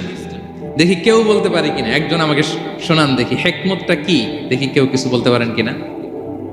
হিকমত মানে ক্ষমতা, একজন বলছে। আচ্ছা, আর অলৌকিক সামথিং, আর শক্তি, আর হ্যাঁ, এদিক থেকে যোগ্যতা, আর জ্ঞান। ঠিক আছে, আমার ভাইরা চেষ্টা করছে, আলহামদুলিল্লাহ। আচ্ছা, হিকমত আর ইলমের মধ্যে পার্থক্য আছে। হিকমা is something more than knowledge. আজকে শিখে যান, ইলম মানে যেটা জ্ঞান বা নলেজ, নলেজের সাথে যখন কমন সেন্স যুক্ত হয় তখন ওটা হিকমা হয়ে যায়। সুবহানাল্লাহ কইতে বললেন না? নলেজ, নলেজ আর common sense, I repeat, knowledge আর কমন সেন্স ইকুয়াল টু হিকমা বা উইজডম। শুধু জ্ঞান থাকলেই হয় না, জ্ঞানটা কিভাবে আপনি অ্যাপ্রোচ করবেন, প্রচার করবেন, প্রেজেন্টেশন করবেন, উপস্থাপন করবেন, এটা জানার দরকার আছে না নাই? অনেকের অনেক জ্ঞান আছে, কিন্তু কিভাবে বলতে হয়, কতটুকু বলতে হয় এটা জানে না, তাই না? তাহলে জ্ঞানকে কাজে লাগানোর যে মেকানিজম, যে কর্মকৌশল, এটার নাম হিকমা। আল্লাহ বলেছেন হিকমতের সাথে দাওয়াত দাও, উদউ ইলা সাবিলি রাব্বিকা বিল হিকমা, হিকমতের সাথে দাওয়াত দাও। নামাজ পড়া ফরজ, সবাই জানি না আমরা, এটারে বলে ইলম। কিন্তু নামাজটা কিভাবে পড়তে হয়, রুকু কেমনে দিতে হয়, সেজদা কেমনে করতে হয়, হ্যাঁ, সালাম ফিরায় কিভাবে এটা এক্সিট করতে হয়, এই পুরো মেকানিজমটা জানার নাম হিকমা। তাহলে knowledge plus common sense equal to হিকমা। জ্ঞান আর কমন সেন্স একসাথে যদি হয় এটা উইজডম বা প্রজ্ঞা হিসেবে রিফ্লেক্ট করে। বুঝতে পারছেন? আল্লাহ বললেন, আমি লোকমানকে প্রজ্ঞা দিয়েছি। হ্যাঁ, ওমাই ইউতাল হিকমাতা ফাকাদ উতিয়া খায়রান কাসীরা, আর যাকে আমি প্রজ্ঞা দিয়েছি তাকে আমি অনেক কিছু দিয়েছি। সুবহানাল্লাহ পড়েন। আল্লাহ তাআলা যেন আমাদেরকে প্রজ্ঞা দিয়ে ধন্য করে, আমরাও যেন হিকমতের অধিকারী হতে পারি। আল্লাহ তুমি তৌফিক দান করো। সেজন্য আল্লাহ বললেন ওয়ালাকাদ আতাইনা লুকমানাল হিকমাতা আনিশকুর লিল্লাহ ওয়া মান ইয়াশকুর ফাইন্নামা ইয়াশকুরু লিনাফসি। আমি লোকমানকে হিকমা দিয়েছি মানে প্রজ্ঞা দিয়েছি, আর বলেছি আমি আল্লাহর শুকরিয়া করো। যে শুকরিয়া করে সে তার নিজের জন্যই করে, যে কুফরি করে অকৃতজ্ঞ হয় জেনে রেখো আমি আল্লাহ গানিয়ুন হামিদ। আমি গানি, অমুখাপেক্ষী, হামিদ, সপ্রশংসিত। আল্লাহ লোকমানকে বললেন আনিশকুর লিল্লাহ, আল্লাহর জন্য শুকরিয়া করো। শুকরিয়া যে করে সে তার নিজের জন্যই করে, এখানে আল্লাহর কিছু হয় না। নাকি আমরা শুকরিয়া করলে আল্লাহর ক্ষমতা 1 ইঞ্চি বেড়ে যায়? আমরা গোটা বিশ্বের সবাই সিজদায় পড়ে থাকলে আল্লাহর ক্ষমতা একটু বেড়ে যাবে না? পারবে? আর আমরা সবাই যদি সবচাইতে পাপী হয়ে যাই আল্লাহর ক্ষমতা কমে যাবে না? কমবে। তাহলে লাভ লস আল্লাহর কিছু নাই, লাভ লস সব কাদের? আওয়াজ করে সবাই বলুন, লাভ লস কাদের? শুকরিয়া করলে আমাদের লাভ। লা ইন শাকারতুম লা আযীদান্নাকুম ওয়া লা ইন কাফারতুম ইন্না আযাবি লাশাদীদ। আল্লাহ বলেন যদি তোমরা শুকরিয়া করো নেয়ামত বাড়িয়ে দেব, আর যদি কুফরি করো জেনে রেখো আমার আযাব, আমার পানিশমেন্ট, আমার শাস্তি বড় করা। আমি আল্লাহ সব সময় ধরি না, ধরলে ছাড়ি না। ঠিক কি না? ধরে ধরে ধরে না, ধরলে আল্লাহ ছাড়ে না। শুকরিয়া করলে তিনি বাড়াতে থাকে, দিতেই থাকে। শুকরিয়া করবেন তো পাবেন, নিয়ামতে শুকরিয়া করবেন তো পাবেন, করবেন তো পাবেন। তো শুকরিয়া করলে আমাদের লাভ, আমাদের লাভ। হাদিসে কুদসিতে আল্লাহ বলেছেন, এই বানি আদম সবাই মিলে আলা আতকা কলবি রাজুলিন ওয়াহিদ, তোমরা যদি সবাই সবচেয়ে মুত্তাকি হয়ে যাও, ইবাদতে লুটিয়ে পড়ো সবাই, আমার কিচ্ছু পারবে না। আর তোমরা সবাই যদি আফজারি কলবি রাজুল ওয়াহিদ, সবচেয়ে নিকৃষ্ট আত্মার মানুষ হও, পাপাচারে ডুবে যাও, আমি আল্লাহর ক্ষমতার 1 ইঞ্চিও কমবে না। তাহলে শুকরিয়া করলে কাদের লাভ? সেটাই আল্লাহ বললেন শুকরিয়া করলে তোমাদের লাভ। ওমান কাফারা ফাইন্নাল্লাহা গানিয়ুন হামিদ। তিনি অমুখাপেক্ষী, অমুখাপেক্ষী, তিনি কারো কাছে ঠেকা না, কিন্তু আমরা তার কাছে ঠেকা। ঠিক কিনা? আমরা বিপদে পড়লে কার কাছে চাই? আল্লাহ কারো কাছে চায়? আমাদের ফরিয়াদ আমরা কার কাছে জানাই? আল্লাহর কি কারো কাছে ফরিয়াদ জানানো লাগে? তিনি গানিয়ুন হামিদ, অমুখাপেক্ষী, কারো প্রতি তিনি মুখাপেক্ষী নয়। গোটা বিশ্ব তার কাছে প্রার্থনা করে, গোটা বিশ্ব মুখ থুবড়ে তার কাছে পড়ে থাকে, গোটা বিশ্ব লুটিয়ে পড়ে সিজদায় পড়ে তার কাছে রোনাজরি করে, কিন্তু তিনি কারো কাছে কিছু চেতে হয় না। তিনি গানিয়ুন হামিদ। এরপর আল্লাহ তাআলা সেদিন লোকমান আলাইহিস সালাম সন্তানকে কি উপদেশ দিলেন এর পরের আয়াত থেকে শুরু করলেন। আল্লাহ তাআলা বললেন, ওয়া ইয ক্বালা লুকমানু লিবনিহি ওয়া হুয়া ইয়াইদুহু ইয়া বুনাইয়া লা তুশরিক বিল্লাহ ইন্নাশ শিরকা লাযুলমুন আযীম। আল্লাহ বললেন স্মরণ করুন সে সময়ের কথা যখন লোকমান তার সন্তানকে বলেছিল, কি অবস্থায়? ওয়া হুয়া ইয়াইদুহু, ওয়াজ করতেছিল, ছেলেকে নাসিহাত করতেছিল, কাউন্সেলিং করতেছিল। ফ্যামিলিতে এটা খুব জরুরি, নাসিহা করা, একে অপরকে উপদেশ দেয়া। কারণ আদ-দীনু আন-নাসিহা, দিন মানেই কল্যাণ কামনা করা, দিন মানেই অন্যকে কি দেয়া? উপদেশ দেয়া, নাসিহা দেয়া। এটা যেন আমরা দেই। এজন্য ফ্যামিলি কাউন্সেলিংটা জরুরি। নিজেই হুট করে সব সিদ্ধান্ত নেবেন না। আপনার স্ত্রীর সাথে পরামর্শ করুন, আপনার সন্তানদের সাথে পরামর্শ করুন। দেখেন সাইয়েদনা ইব্রাহিম আলাইহিস সালাম তিনি স্বপ্নে দেখলেন তিনি ইসমাইলকে জবাই করতেছে। এটা দেখেই ডিরেক্টলি জবাই করতে উদ্যত হলেন না। তিনি ছেলেকে বললেন, ফানজুর মাযা তারা ইন্নী রাআইতু ফিল মানামি আন্নী আযবাহুক। ইসমাইল, আমি স্বপ্নে দেখেছি যে আমি তোমাকে কি করছি? জবাই করছি। ফানজুর মাযা তারা, what's your opinion about it, what do you think about it. এবার বলো তোমার অপিনিয়ন কি, তুমি কি ভাবছো? আমি দেখেছি তোমাকে জবাই করছি, তোমার অপিনিয়ন বলো। দেখেন যেমন বাবা তেমন ছেলে, বাপ কা বেটা সিপাহী কা ঘোড়া কুছ না হতো থোড়া থোড়া, সুবহানাল্লাহ বিহামদি। যেমন বাবা তেমন ছেলে। ছেলে বলে, ইয়া আবাতি ফাআল মা তুমার, বাবা আপনি যা দেখেছেন তাই করেন। সাতাজিদুনি ইনশাআল্লাহু মিনাস সাবিরিন, আপনি অচিরে আমাকে ধৈর্যশীলদের অন্তর্ভুক্ত পাবেন। আল্লাহু আকবার। বাবা আপনি ভয় পাবেন না, বিচলিত হবেন না, আমার কারণে আপনি আল্লাহর কাছে লজ্জিত হবেন না। আপনি যেমনটি দেখেছেন তেমনটি করুন, ভয় পাবেন না, অচিরেই আপনি আমাকে ধৈর্যশীলদের অন্তর্ভুক্ত পাবেন। যেমন বাবা তেমন ছেলে। ঠিক তেমন রেসপন্স, ঠিক তেমন উত্তর। সাথে সাথে বললেন, বাবা আপনি ভয় পাবেন না, করুন। তো দেখেন আল্লাহর নবী ইব্রাহিম আলাইহিসসালাম স্বপ্নে যেটা দেখেছেন আল্লাহর পক্ষ থেকে এসেছে, চাইলেই তো ছুরি চালাতে পারতেন, চালিয়েছেন? কি করছেন? পরামর্শ করেছেন, কাউন্সিলিং করেছেন। ফ্যামিলি কাউন্সিলিংটা খুবই জরুরি। This is the first and foremost reminder tonight. আজকের তাফসির থেকে প্রথম রিমাইন্ডার এটা, যে বাসায় আমরা কাউন্সিলিং করব, বড় কোনো সিদ্ধান্ত নিতে গেলে পরামর্শ করব, যেমনটি নবী আলাইহিস সালাম ওনারা করেছেন, ঠিক কিনা? তাহলে সাইয়েদনা লোকমান আলাইহিস সালাম ছেলেকে উপদেশ দিচ্ছেন, আর উপদেশের ভাষা হতে হবে কোমল। দেখেন এখানে আল্লাহ তাআলা যেটা ব্যবহার করেছেন, ইয়া বুনাইয়া, যারা আরবি জানেন, বুনাইয়া শব্দটা কিন্তু সাধারণ শব্দ না। হ্যাঁ, ইবনুন থেকে বুনাই মানে খুব আদর করে ছোট্ট বাচ্চাকে আমরা যেটা ডাকি, ও আমার কলিজার টুকরা সন্তান, ও আমার সোনামণি, হ্যাঁ, ও আমার ছোট্ট মণি, ও আমার বাজান, হ্যাঁ, ও আমার আব্বু। আর কি বলেন ছেলেমেয়েদেরকে আপনি? সায়া। কি এটার মানে কি? হ্যাঁ, ইংরেজিতে বললে ডার্লিং। আর ঠিক আছে, ডার্লিং কিন্তু সবাইরে বলা যায়, মানে যাকে আপনি লাভ করেন, ভালোবাসেন, আপনার ছেলেকে ডার্লিং বলতে পারেন, মেয়েকে বলতে পারেন, আপনার ওয়াইফকে বলতে পারেন, অন্য আবার অন্যান্য নারীদেরকে বলা যাবে, স্ত্রী পর্যন্ত, হ্যাঁ, কাছের যারা, এদেরকে। তো মালয়েশিয়ান ভাষা তো আমি জানি না, মালয়েশিয়াতে যেটা বলে ওইটা দিয়ে ডাকবেন, খুব সোহাগ দিয়ে, আদর দিয়ে, কারণ নাসিহাতের ভাষা খুব কোমল হতে হয়।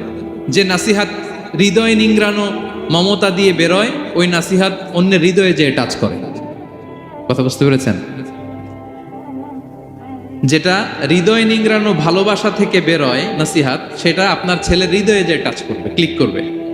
আর যদি রেগে মেগে আগুন হয়ে ওরে ধরেন, নামাজ পড়লি না কেন, এটা করলি কেন, এমনটা হইলো কেন, ও শুনবে? শুনবে না, বিগড়ে যাবে। দেখেন সাইয়েদনা মূসা আলাইহিস সালাম এবং সাইয়েদনা হারুন আলাইহিস সালাম দুজন মিলে যখন ফেরাউনকে দাওয়াত দিতে যাবেন, আল্লাহ বললেন, মূসা তোমার মেজাজ কিন্তু গরম, এই গরম মেজাজ নিয়ে ফেরাউনের দাওয়াত দিলে হবে? রব্বুল আলামিন বললেন, মূসা তোমার মেজাজ বড্ড গরম, কিন্তু তোমার জিহ্বাটা দিয়েছি আমি নরম, এই নরম জিহ্বা দিয়ে ফেরাউনের দরবারে যে যখন দাঁড়াবা, ফাকুলা লাহু কাওলান লাইয়িনান লাআল্লাহু ইয়াতাযাক্কারু আও ইয়াখশা। সুবহানাল্লাহ পড়েন।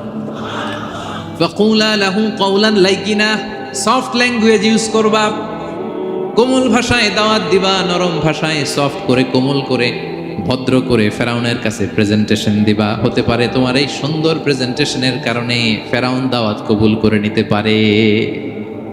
দেখেন আমাদের যে অ্যাপ্রোচে ভুল অনেক দায়ীদের, ফেরাউনের মতো কুখ্যাত সন্ত্রাসী এই পৃথিবী আর দেখবে? কথা বলেন না কেন? ফেরাউনের চাইতে বড় গডফাদার, ফেরাউনের চাইতে বড় সন্ত্রাস ডাকাত এই পৃথিবীতে আর দ্বিতীয়টা কেউ এসেছে? তো এই ফেরাউনকে দাওয়াত দেওয়ার জন্য আল্লাহ মুসাকে বললেন, মুসা সফটলি বইল, কোমল ভাষায় বইল, একটু মোলায়েম সুরে বইল, যাতে ওর হৃদয়ে টাচ করে। আর আমরা যাদেরকে খারাপ মনে করি, যাদেরকে আমরা পাপী মনে করি, তারা কি ফেরাউনের চেয়েও খারাপ? হ্যাঁ, তো তাদের কাছে আমরা যখন বার্তা পৌঁছাই, আমরা তো অ্যাগ্রেসিভ হই কেন, আমরা তো অ্যাটাকিং হই কেন, আমরা হিট করে করে কথা বলি কেন? না, দিস ইজ নট দ্য দাওয়া অ্যাপ্রোচ। এইভাবে দাওয়াত দিলে সেই দাওয়াত কোনো ফল বয়ে আনবে না। তো দেখেন আল্লাহ বললেন, ওয়াইদ ক্বালা লুকমানু লিবনিহি ওয়া হুয়া ইয়াইদু, স্মরণ করুন সে সময়ের কথা যখন লোকমান তার ছেলেকে বলেছিল, ওয়াজ করে, উপদেশ দিয়ে, নাসিহা করে, ইয়া বুনাইয়া, ও আমার কলিজার টুকরা সন্তান, ও আমার সোনামণি। যত কোমল ভাষায় আপনার ছেলেকে ডাকতে পারেন, এরকম আদর দিয়ে, সোহাগ দিয়ে, হ্যাঁ, মায়া মমতা মাখা মোলায়েম কণ্ঠে ওকে ডাকবেন। ডেকে কি উপদেশ দিলেন দেখেন। সাইয়েদনা লোকমান প্রথম উপদেশ দিলেন, ইয়া বুনাইয়া, আমার সন্তান, লা তুশরিক বিল্লাহ, ও আমার কলিজার টুকরা বাবা, আল্লাহর সাথে তুমি শিরক করো না। প্রথম উপদেশ, খবরদার আমার কলিজার টুকরা সন্তান, আল্লাহর সাথে শরীক করতে যেও না, আল্লাহর সমকক্ষ কাউকে মনে করো না। আল্লাহকে যেমনি বড় মনে করো, আল্লাহকে যেমনি রিজিক দাতা মনে করো, আল্লাহকে যেমনি পালন কর্তা মনে করো, গোটা বিশ্বের কোন সৃষ্টিকে এমন মনে করো না। লা তুশরিক বিল্লাহ, শিরক করো না। প্রথম অ্যাডভাইস দেখেন, প্রথম অ্যাডভাইসটা অনেক গুরুত্বপূর্ণ। সবচেয়ে জরুরিটা আগে বলতে হয়। কি বলেন? আগে বলতেছে লা তুশরিক বিল্লাহ, ও আমার সন্তান, আল্লাহর সাথে শরীক করো না, কারণ ইন্না শিরকা লা যুলমুন আযীম, আল্লাহর সাথে শিরক বড় পাপ। এটা হচ্ছে যুলমুন আযীম, অনেক বড় জুলুম। এটা মহাপাপ, এটা অনেক বড় জুলুম। শিরকের চাইতে বড় জুলুম আর হতে পারে? শিরকের চাইতে বড় জুলুম আর হতে পারে? কারণ এই জুলুম আপনি সৃষ্টি হয়ে করতেছেন কার প্রতি? বুঝে থাকলে উত্তর দেন। এই জুলুম আপনি সৃষ্টি হয়ে কার প্রতি করতেছেন? আল্লাহর প্রতি। জুলুম কারে বলে দেখি, কে বলতে পারে?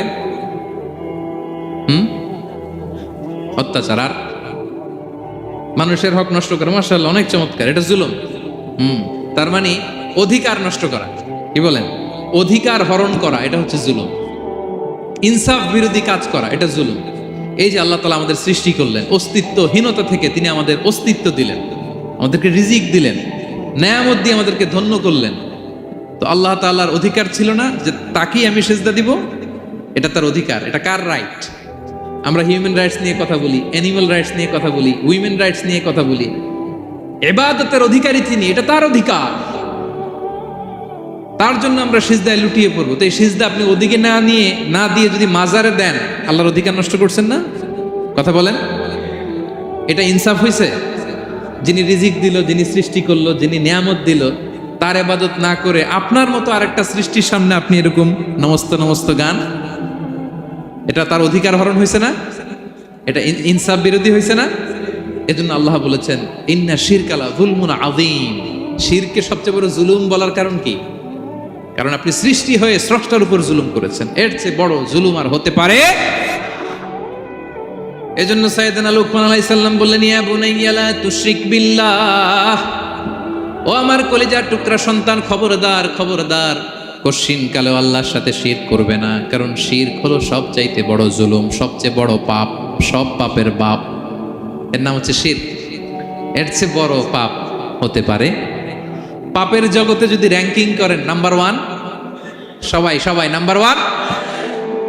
আল্লাহ সব মাফ করে দেয়, সব গুনাহ তিনি ক্ষমা করে দেয়, সব পাপকে তিনি চাইলেই মোচন করে দিতে পারেন, শুধুমাত্র কেবলমাত্র শিরকের গুনাহ ছাড়া। ঠিক কিনা? ইন্নাল্লাহা লা ইয়াগফিরু আন ইউশরাকা বিহি ওয়া ইয়াগফিরু মা দুনা যালিকা লিমান ইয়াশা। আল্লাহ তাআলা চাইলে সব গুনাহ তোমার ক্ষমা করে দিতে পারেন, কেবলমাত্র শিরকের গুনাহ ছাড়া। এটা ক্ষমা করে না, কারণ এইটা আল্লাহকে অপমান করার শামিল। ঠিক কিনা? আল্লাহর উদাহরণ বাদ দেই, আপনার বস যে আপনাকে খুব ভালোবাসে, যে আপনাকে স্যালারির বাইরেও আরো অনেক কন্ট্রিবিউশন করে, টাকা দেয়, আদর করে, এই সুবিধা দেয়, ওই সুবিধা দেয়, আপনি উনারে শ্রদ্ধা না দেখাইয়া এই শ্রদ্ধা আপনি অন্যদের দেখান, কিন্তু উনারে শ্রদ্ধা করেন না, উনি এটা মেনে নিবে? কথা বলেন। যে আল্লাহ আপনার জীবন দিলেন, রিজিক দিলেন, সব দিলেন, গোটা জগৎটাই তো তার, সব দেওয়ার পরেও সিজদা যে আপনি কোথায় দেন? হ্যাঁ, মাজারে, দরগায়, বাবার কাছে। এরকম আছে না নাই? হ্যাঁ, আমাদের এখানে কেউ নাই। হ্যাঁ, দেশে গেলে এরকম মাজারে যে মানত টানত করেন নাকি? হ্যাঁ, মানত করেন? মাজারে সেজদা দেওয়া যাবে? চাইতে হবে একটা সত্তার কাছে। চিল্লায় বলুন তো, তিনি কে? এজন্য বিশ্বনবী বলেন, ইযা সাআলতা ফাসআলিল্লাহ, চাইলে আল্লাহর কাছে চাও। ওয়া ইযা ইসতাআনতা ফাসতাইন বিল্লাহ, সাহায্য যদি চেতে হয় একজনের কাছে চাইবা। চিল্লায় বলেন, তিনি কে? নাকি বাবার কাছে? হ্যাঁ, দয়াল বাবা রে দয়া করো আমারে। আপনার বাবার যখন ডায়রিয়া হয়, উনি চায় কার কাছে? আপনার বাবা যখন বিপদে পড়ে, কাঁদে কার কাছে? এই জন্য আমরা চাবো কার কাছে? দয়ালা আল্লাহ রে দয়া করো আমারে। এটা বলতে হবে, ঠিক কিনা? বলেন সবাই, দয়ালা আল্লাহ রে দয়া করো আমারে। এজন্য এই জিনিসটা সাইয়েদনা লুকমান আলাইহিস সালাম প্রথমে ফোকাস করলেন, বললেন লা তুশরিক বিল্লাহ, ও আমার কলিজার টুকরা সন্তান, আল্লাহর সাথে শিরক করো না, খবরদার। আল্লাহর সাথে কাউকে সমকক্ষ মনে করবা না, কারণ ইন্না শিরকা লা যুলমুন আযীম, শিরিক হলো সবচাইতে বড় পাপ, মহা জুলুম। এই জুলুম আল্লাহর প্রতি করা হয়। তাহলে প্রথম উপদেশটা বুঝতে পারছেন আমার প্রিয় ভাইয়েরা? আল্লাহর সাথে শিরক করা চলবে। চাইবো কার কাছে? সন্তান হয় না, কই চাবেন? নাকি মাজারে? মাজারে চাওয়া যাবে? বাবার কাছে চাওয়া যাবে? ছেলে সন্তান দেয় কে? মেয়ে দেয় কে? ছেলে মেয়ে দুটোই দেয় কে? ছেলেও দেয় না, আবার মেয়েও দেয় না। চিৎকার করে বলেন তো তিনি কে? আমরা তার কাছে চাইব। সব পরিস্থিতিতে আমরা একজনের কাছে চাইব, তিনি কে? আবার রব্বুল আলামিন বিশ্বনবীকে জানিয়ে দিলেন, ও নবী শোনো শোনো, তোমার আগে সব নবীকে আমি জানিয়ে দিয়েছি, লা ইন আশরাকতা লা ইয়াহবাতান্না আমালুকা ওয়া লা তাকুনান্না মিনাল খাসিরিন। তুমি যদি আল্লাহর সাথে কাউকে শিরক করে ফেলো, তোমার সব আমলগুলো বাতিল হয়ে যাবে, কিয়ামতের ময়দানে তুমি হবা খাসিরিন, ক্ষতিগ্রস্ত, কিছুই থাকবে না। কিয়ামতের ময়দানে তুমি হবা হাই হাই কোম্পানির ম্যানেজার। যদি শিরক করো তোমার আমল বাতিল, খবরদার, কিয়ামতের দিন তুমি হাই হাই করবে, অভাগা দুর্ভাগা হয়ে উঠবে। এজন্য শিরককেও আমরা না বলে দিব।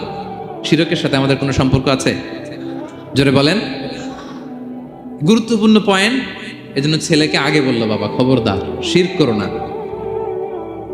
আবার হাদিসে কুদসিতে রব্বুল আলামিন বলেন, গোলাম কিয়ামতের কঠিন ময়দানে গোটা জমিন পরিমাণ গুনার বোঝা নিয়ে যদি তুমি আমি আল্লাহর দরবারে হাজির হয়ে যাও, আর ওই গুনার বোঝার মধ্যে যদি শিরকের গুনাহ না থাকে, আমি আল্লাহ গোটা জমিন পরিমাণ ক্ষমার বস্তা নিয়ে তোমার কাছে হাজির হয়ে যাব। কথাটার ওজন দেখছেন? জমিন পরিমাণ গুনাহ নিয়ে আসছো আমার কাছে কিয়ামতের দিন। ওই গুনার মধ্যে অনেক ধরনের গুনাহ, নামাজ পড়ো নাই, রোজা রাখো নাই, এই করছো সেই করছো, কিন্তু এই গুনার বিশাল পৃথিবী পরিমাণ গুনার বোঝার মধ্যে শিরকের গুনাহ নাই। তাহলে আমি আল্লাহ এই দুনিয়া পরিমাণ ক্ষমার বোঝা নিয়ে তোমার কাছে চলে আসবো। শিরক করা যাবে? তাহলে প্রথম উপদেশ দিলেন, হে আমার কলিজার টুকরা সন্তান, শিরক করো না, শিরক করো না। আমার ভাইয়েরা, আমার কলিজার টুকরা ক্লাঙের ভাইয়েরা, সন্তানদেরকে এই শিরকের ব্যাপারে, শিরকের ভয়াবহতার ব্যাপারে আপনাকে জানাতে হবে। It's your duty. আপনি শুধু বাবা হইলেই চলবে না, আপনার ছেলে মেয়ে কোন পথে চলবে এটা আপনাকে ঠিক করে দিতে হবে। ওরা এখন ছোট, ছোট থেকে যদি এই তাকওয়ার সফটওয়্যারকে ইনস্টল করে দেন, ওই সফটওয়্যার দিয়ে তার জীবন চলবে, ঠিক কিনা? হ্যাঁ, ওরা যখন ছোট থাকে কাদা মাটির মতো থাকে, কাদার মাটিকে যেমন ডিজাইন করতে মনে চায় করা যায় না? একই কাদা মাটি দিয়ে বল বানানো যায়, ঘর বানানো যায়, পুতুল বানানো যায়, ওই এটা বানানো যায়, অনেক কিছু বানানো যায়। কিন্তু এটা যখন শুকিয়ে শক্ত হয়ে যায়, আর কিছু করা যায়? হ্যাঁ, আমাদের আঞ্চলিক ভাষায় বলে কাঁচা না নোয়ালে বাঁশ, পাকলে করে। ছোটবেলা থেকেই now this is the high time ওদেরকে এডুকেট করার, এখন মোক্ষম সময়। এটা আপনার রেসপন্সিবিলিটি, বাবা হিসেবে করতেই হবে। নতুন প্রজন্মকে আমাদের বাঁচাতেই হবে, ঠিক কি না? মানুষের পেট থেকে বেরোলেই কেউ মানুষ হয় না। গরুর পেট থেকে যেটা বেরোয় এটা গরু, ছাগলের পেট থেকে বেরোলেই ছাগল হয়ে যায়, হাতির পেট থেকে বেরোলেই হাতি হয়ে যায়। কিন্তু মানুষের পেট থেকে একটা কিছু বেরোলেই ওটা মানুষ হয়, ওটার মানুষ বানাতে হয়। কি করতে হয়? মানুষ বানাতে হয়। গরুকে কেউ কোনোদিন বলে না তুই গরুর মতন গরু হ। ছাগলরে কেউ কোনোদিন কইছে যে তুই ছাগলের মতো ছাগল হ, কিন্তু এই মানুষকেই বলা হয় তুমি মানুষের মতো মানুষ হও, মানুষের মতো মানুষ হও। মানুষের মতো মানুষের বড্ড অভাব, ঠিক কি না? তো আমাদের ছেলেমেয়েরা মানুষের মতো মানুষ হোক, আমরা চাই কি চাই না? এই উপদেশগুলো আমাদের দিতে হবে, ওদেরকে জানাতে হবে। ছোট্ট মানুষ অনেক কিছুই বুঝে না, ওদেরকে কোনটা সত্যবাদিতা, কোনটা ন্যায়পরায়ণতা, কোনটা আমানতদারিতা, কোনটা চুরি, ধরে ধরে বোঝাতে হয়। আমাদের ছোট্ট সোনামণিরা দেখবেন ছোটবেলায় ওই ছোট অবস্থায় যারা থাকে, ছোট স্কুলে যায়, স্কুলে যে আরেকজনের পেন্সিল ব্যাগে করে নিয়ে আসে দেখবেন। মানে ওরে দিচ্ছেন আপনি ব্লু কালারের, ওর এটা ভালো লাগে নাই, ওর ভালো লাগছে পিঙ্ক কালারের একটা, তো আরেকজনের পিঙ্ক কালারের পেন্সিল ব্যাগে করে নিয়ে আসছে, রাবার নিয়ে আসছে। ও খারাপ মানে আনে নাই, কারণ ও জানে না, ও ভাবছে যেটা সুন্দর লাগে ওইটাই মনে হয় আমার। কিন্তু অন্যের জিনিস যে না বলে নিয়ে আসলে এটাকে চুরি বলে, ওইটা জানেই না। তো এগুলো ওদেরকে জানানোর, শিখানোর দরকার আছে না নাই? দায়িত্বটা কার? বাবা মায়ের। আমার প্রিয় ভাইয়েরা, সন্তানদেরকে যেন আমরা গাইড করি, ইনস্ট্রাক্ট করি, আমরা যেন ওদেরকে শিখাই কোনটা সত্য কোনটা মিথ্যা। এখন তো এই যে সোশ্যাল মিডিয়ার যুগ, এটা ছাড়া খেতেই চায় না, তাই না? ঘুমাতেই চায় না। সে কি দেখে এটা আপনার জানতে হবে। সে কোথায় যায়, সে কার সাথে মেশে, সে কোন সাইটগুলো ব্রাউজ করে, এটা বাবা হিসেবে জানার দরকার আছে না নাই? প্যারেন্টিং কন্ট্রোলের একটা ব্যবস্থাপনা আছে, আপনি কন্ট্রোল করে দিতে পারবেন। আপনি সাইন করে দিবেন ইউটিউবে আপনার জিমেইল দিয়ে, ও কি দেখে আপনি সব চেক করতে পারবেন হিস্ট্রিতে। যুগ যেমন, ওই যুগের মেডিসিনও তেমন, ওইভাবে আপনাকে নিয়ন্ত্রণ করতে হবে। কারণ এই যুগে আমাদের তরুণ শিশু কিশোররা এত এত চ্যালেঞ্জের সম্মুখীন হচ্ছে যেটা আগে কখনো হয় নাই। The world is changing so fast, it's very difficult to handle our teenagers. ওদের প্রশ্ন শুনলে আপনি অবাক হয়ে যাবেন। আমি উত্তর দিতে পারি না মাঝে মাঝে, আমার ছোট মেয়ের অনেক প্রশ্নের উত্তর দিতে পারি না, মানে পারি, ও মানতে চায় না, আর্গুও করে, এমন এমন কথা বলে যেগুলো আমরা 10-15 বছর বয়সেও শিখি না। আজকে 5-6 বছরের ছোট বাচ্চা, ছেলে মেয়ে আপনাকে এমন প্রশ্ন করবে আপনি অবাক হয়ে যাবেন। এই জন্য ছোটবেলা থেকেই ওদের মন মস্তিষ্কের ভেতরে এই ইসলামের শিক্ষাটা ঢুকাই দিতে হবে আমার ভাইয়েরা। ইসলাম সেটাই চায়। যে এইমাত্র জন্মগ্রহণ করছে যে বাচ্চাটা, নবজাতক, নিউ বর্ন বেবি, ওর আমল নামা শুরু হয়েছে? সবাই বলেন, এইমাত্র ভূমিষ্ঠ একটা বাচ্চার আমল নামা শুরু হয়েছে। তারপরে ইসলাম বলে ওর কানের সামনে আল্লাহু আকবার, আল্লাহু আকবার বলে আল্লাহর নামটা ঢুকিয়ে দাও। এখনো আমল নামা শুরু হয় নাই, এখনো ভালো খারাপের কিছুই হয় নাই, তারপরও আল্লাহ বলে দুনিয়াতে আসার সাথে সাথে আজান দিয়ে ইসলামের কথাটা কানের ভেতরে ঢুকায়া দাও। আমাদের দায়িত্ব হচ্ছে ওদেরকে এডুকেট করা। 1 নাম্বার উপদেশ তিনি দিলেন, লা তুশরিক বিল্লাহ, শিরক করুন। শিরক মহাপাপ। এই পয়েন্টটা বুঝতে পারছেন সবাই? উনি বেসিক্যালি ওনার সন্তানকে 9টা উপদেশ দিয়েছিলেন। কয়টা? সবাই বলুন, 9টা। এরপর আল্লাহ তাআলা আরেকটা এক্সট্রা উপদেশ দিয়ে দিয়েছেন, 9 আর 1 মিলে তিলকা আশারাতুন কামিলা, একেবারে ফাইনাল, 10টা হয়ে গেছে, পরিপূর্ণ। তো শিরকের ব্যাপারে সতর্ক করার সাথে সাথে আল্লাহ তাআলা নিজ থেকে একটা উপদেশ দিলেন। আল্লাহ তাআলা কি বললেন? রব্বুল আলামিন বললেন, ওয়াসাইনাল ইনসানা বিওয়ালিদাইহি হামালাতহু উম্মুহু ওয়াহানান আলা ওয়াহান ওয়া ফিসালুহু ফি আমাইনি আনিশকুর লি ওয়া লিওয়ালিদাইকা ইলাইয়াল মাসির। সুবহানাল্লাহ পড়েন। আল্লাহ বললেন, ওয়াসাইনাল ইনসানা বিওয়ালিদাইহি। শিরকের কথা যখন লোকমান সন্তানকে জানালো, এবার আমি আল্লাহ পৃথিবীর মানুষগুলোরে জানিয়ে দিলাম, খবরদার খবরদার, মা বাবার সাথে কখনো খারাপ আচরণ করো না।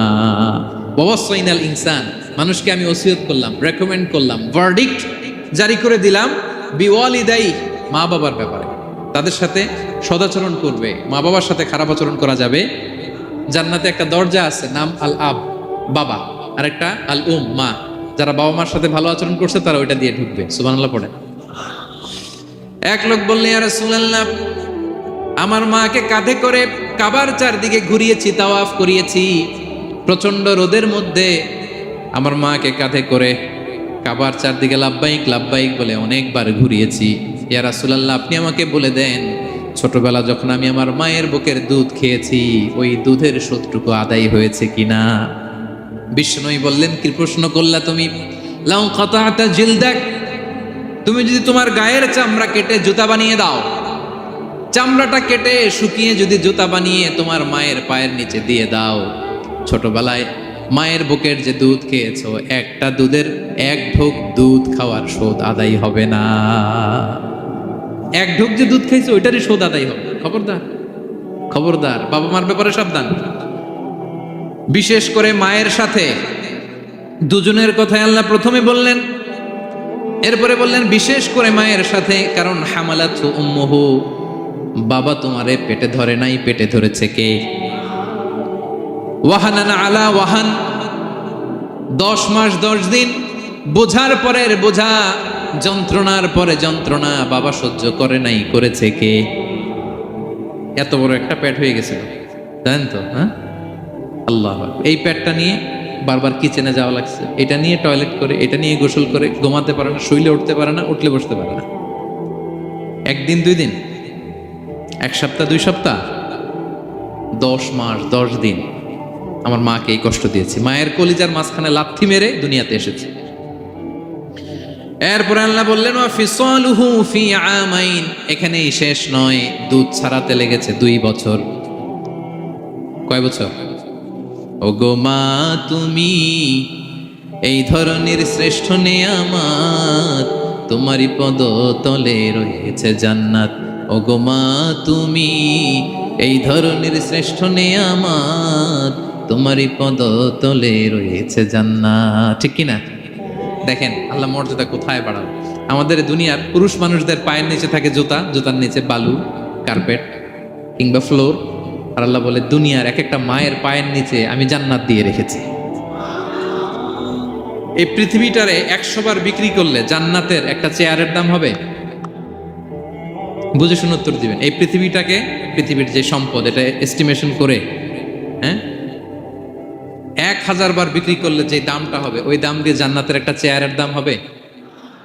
এই পৃথিবীরে 10,000 কোটি বার বিক্রি করলে যেই অ্যাসেট হবে, যে অ্যামাউন্ট হবে, ভ্যালিউ হবে, ওই দাম দিয়ে জান্নাতের একটা টেবিলের দাম হবে? আর যেই জান্নাত, পুরো জান্নাতটা মায়ের পায়ের নিচে পড়ে আছে, ওই পা দুইটার দাম কত? সুবহানাল্লাহ পড়বেন না? মা বাবার দোয়া অনেক বড় দোয়া। কখনো যেন আমরা বেয়াদবি না করি, কখনো যেন তাদের মনে কষ্ট না দেই, সবসময় যেন তাদের কাছ থেকে দোয়া নেই। পারা যাবে? এটা আল্লাহ তাআলা ঢুকিয়ে দিলেন। তাহলে সাইয়েদনা লোকমান প্রথমে বলল, বাবা শিরক করো না। এরপরে রব্বুল আলামিন বললেন, শিরকের পরে তোমাদের সব চাইতে বড় দায়িত্ব যে বাবা মা তোমাদের জন্য এত কষ্ট করেছে, তাদের সাথে খারাপ আচরণ করো না। 2টা হয়ে গেল। কয়টা? আওয়াজ করে বলেন কয়টা?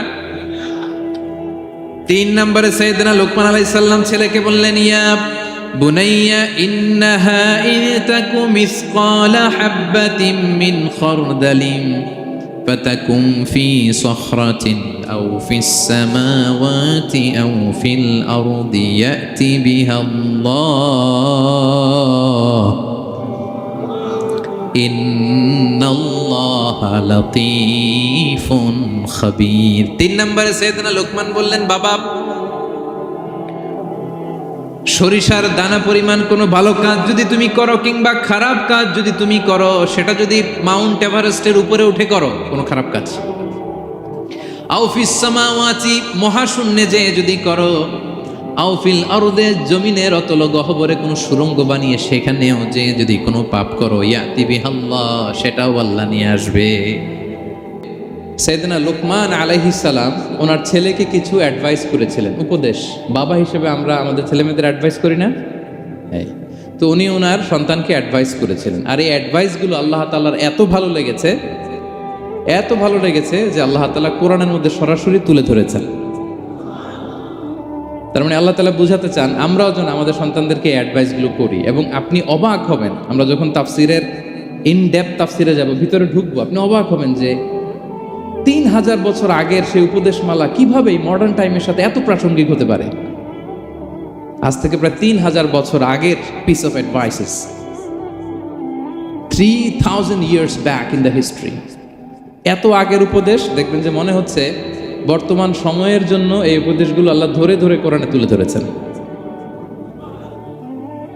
তো এই জন্য আমাদের ছেলে মেয়েদেরকে আমরা কি নসিহত করব, এত দিকে তাকানোর দরকার নেই। বাসায় যে সূরা লোকমান খুলবেন, 31তম সূরা, 12 নম্বর আয়াত থেকে 19 নম্বর আয়াত পর্যন্ত, এই 8টা আয়াত আল্লাহ যা বলেছেন আপনি আর ভাবি মিলে সন্তানদেরকে এটা শোনাবেন। Good enough. আর কিছু লাগে? প্রিয় ভাইরা, সন্তান আল্লাহর দেয়া অনেক বড় নেয়ামত। আল্লাহু আকবার। নেককার সন্তান আল্লাহর কাছে চাইতে হয়, চেয়ে নিতে হয়। নবীরা দোয়া করেছেন, রব্বি হাবলি মিনাস সলিহিন, আল্লাহ নেককার সন্তান দেন। হে আল্লাহ নেককার পুণ্যবান সন্তান দেন। আল্লাহ এমন সন্তান দেন যাদেরকে দেখলে আমাদের চোখ জুড়ায়। রব্বি জাআলনি মুকিমাস সলাতি ওয়া মিন যুররিয়াতি, আল্লাহ আমাকেও নামাজ কায়েমকারী বানান, আমার সন্তানকেও বানান। তো সন্তানের জন্য দোয়া করতে হয়, নেককার সন্তান চাইতে হয়। আপনারা যারা বিয়ে করেছেন এখনো সন্তান পান নাই, আল্লাহ তাআলা আপনাদেরকে অচিরেই এই সন্তান দান করে আপনাদেরকে ধন্য করুক। যারা এখনো বিয়ে করেননি, বিয়ের পরে আল্লাহ তাআলা আপনাদেরকে সন্তান দান করুক। এটা অনেক বড় নেয়ামা, এটা অনেক বড় নেয়ামা, এটা আল্লাহর কাছে চাইতে হয়। তো এই আলোচনাটা সবার সাথে প্রাসঙ্গিক। যারা বাবা তাদের তো লাগবে ইনস্ট্যান্ট, আজকে রাত্রে যেই শোনাইতে পারবেন। যারা বাবা হতে যাচ্ছেন তারাও আগে থেকে জেনে রাখলেন, ওয়েল প্রিপেয়ার্ড। আর যারা এখনো বিয়েই করেন নাই, প্ল্যান করে রাখেন যে এইটা আমি আমার ওয়াইফের সাথে প্ল্যান করে এই নাসিহাগুলো আমার সন্তানদেরকে আমরা শোনাবো। সবাই পড়ুন ইনশাআল্লাহ। এবার প্রশ্ন করি, উত্তর দেন। সূরাটার নাম কি? মাক্কি না মাদানী? কত নম্বর সূরা কোরআনের? 31 নম্বর সূরা। আচ্ছা প্রিয় ভাইয়েরা, কালামুল্লাহ মাজিদে কুরআন আল কারিমে আল্লাহ তাআলা মানুষের নামে মোট 8টি সূরা দিয়েছেন। মানুষের নাম কয়টি? এর মধ্যে 6টি সূরা 6 জন নবীর নামে। 6টি সূরা 6 জন। সূরা হুদ, সূরা ইউসুফ, সূরা ইউনুস, সূরা মুহাম্মদ, সূরা নূহ, সূরা ইব্রাহিম। এই 6 জন নবীর নামে 6টা সূরা। আর মানুষের নামে মোট 8টা, নবীর নামে গেল 6টা, আর রইল কয়টা? 2টা। আল্লাহর প্রিয় ভাজন একজন বান্দা এবং একজন বান্দি নামে আল্লাহ আরো 2টা সূরা দিলেন। আল্লাহর প্রিয় বান্দি মারিয়াম আলাইহিস সালাম, ঈসা আলাইহিস সালামের মা, ওনার নামে একটা সূরা আছে না? কি নাম? সূরা মারিয়াম। আর আরেকটা হচ্ছে এই যে সূরা লোকমান, উনি কিন্তু নবী না। তাহলে আবার বলি, মানুষের নামে আল্লাহ তাআলা কোরআনে কয়টা সূরা দিয়েছেন? 8টি। এর মধ্যে 6টা দিয়েছেন 6 জন নবীর নামে, আর বাকি 2টা আল্লাহর 2জন প্রিয় বান্দা বান্দির নামে। একটা সূরা মারিয়াম আর একটা সূরাতু লোকমান। তো আমরা শুরুতেই জানবো যে এই লোকমান কে ছিলেন তিনি। লোকমান আলাইহিস সালাম আল্লাহর প্রিয় ভাজন একজন ব্যক্তি ছিলেন, খুব বিজ্ঞ একজন মানুষ ছিলেন, খুব জ্ঞানী প্রাজ্ঞ একজন ব্যক্তিত্ব ছিলেন। দেখতে উনি কালো ছিলেন, কুৎসিত। চামড়াটা কি ছিল? কালো, ব্ল্যাক। তার মানে ব্ল্যাক হইলেই কাউকে ছোট করা যাবে না। কাজী নজরুল বড় সুন্দর লিখেছেন, কালো আর ধলো বাহিরে কেবল, ভিতরে সবাই সমান রাঙ্গা। কেটে দিলে রক্তের রং, যে কালো রঙের তার রক্ত, যে ধবধবে সাদা তার রক্ত লাল। তাহলে ব্ল্যাক হইলেই কাউকে ছোট করা চলবে না। সাইয়েদনা লুকমান আল হাকিম কুৎসিত বর্ণের একজন মানুষ ছিলেন, খাটো একজন মানুষ ছিলেন। কোথায় থাকতেন? মিশর, সুদান, ইথিওপিয়া, যেটা আগের নাম ছিল হাবাসা, এই রিজিয়নে। কেউ কেউ বলেছেন মিশরের কোন একটা এলাকায়, কেউ সুদান, কেউ ইথিওপিয়া। তো রিজিয়নটা কাছাকাছি। কি করতেন? কোন মুফাসসির বলেন তিনি দর্জি ছিলেন, দর্জি। কেউ কেউ বলেন তিনি ছিলেন কানা নাজ্জারান, নাজ্জার মানে কাঠমিস্ত্রি ছিলেন। আবার কোন মুফাসসির বলেন তিনি ছিলেন রাইল গানাম, মেষ পালক। বেশিরভাগ তাফসিরে এসেছে তিনি মেষ পালক ছিলেন, ছাগল চড়াতেন, যেটা নবীদের পেশা ছিল, দায়িত্ব ছিল। ওনারা ছাগল চড়াতেন শুরুর দিকে।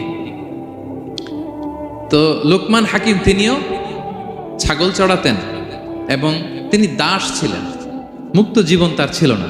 তিনি একজন মনিবের আন্ডারে তার ছাগলগুলো মরুভূমিতে যেয়ে কি করতেন? চড়াতেন। মজার ব্যাপার হচ্ছে, সারা দুপুর, সারা বিকেল, সারা দিন ছাগল চড়িয়ে আসার পরে লোকমান যখন বাসায় ফিরে আসতো, তখন এলাকার লোকজন সবাই লোকমানের কাছে জড়ো হতো, আর উনি তাদেরকে তার প্রজ্ঞা, তার বিজ্ঞচিত কথাগুলো শেয়ার করতেন, শোনাতেন, এগুলো বলতেন। তো এগুলো দেখে লোকমানের মালিক অবাক, কিরে আমার কাছে এলাকার কেউ আসে না, কিন্তু আমার দাস দেখতে কুৎসিত কালো, এই লোকমানের কাছে সবাই এসে ঘিরে থাকে, কি ওর কাছে কি পায়, কি আছে ওর কাছে? তো শ্রোতাদের কয়েকজনকে ডেকে বলল, ঘটনা কি? তোমরা সবাই লোকমান সন্ধ্যাবেলায় ফিরে আসলে তার পাশে জড়ো হও কেন, কি পাও?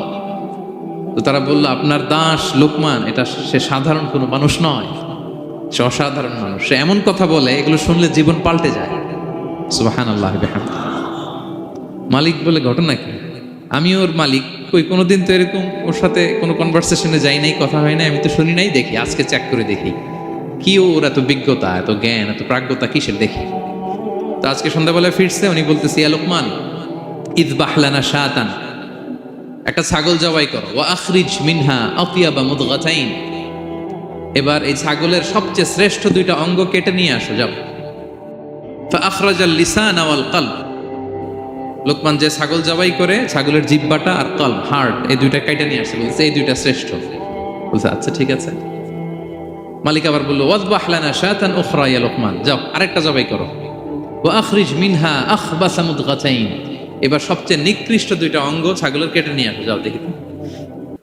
ফাআখরাজাল লিসানা ওয়াল কলব, সে আরেকটা ছাগল জবাই করে আবার জিহ্বা আর হার্ট কলব কেটে নিয়ে আসছে, বলছে এই যে এটা সবচেয়ে নিকৃষ্ট। তো মালিক বলে মা হাযা ইয়া লুকমান, মা লাকা ইয়া লুকমান, ঘটনা কি লোকমান? শ্রেষ্ঠ দুটো অঙ্গ কাটতে বললাম, জিহ্বার কলিজা হৃদয় কেটে নিয়ে আসলাম, বললাম সবচেয়ে নিকৃষ্ট দুটো অঙ্গ কাটো, আবার জিহ্বার এটা কেটে নিয়ে আসলাম।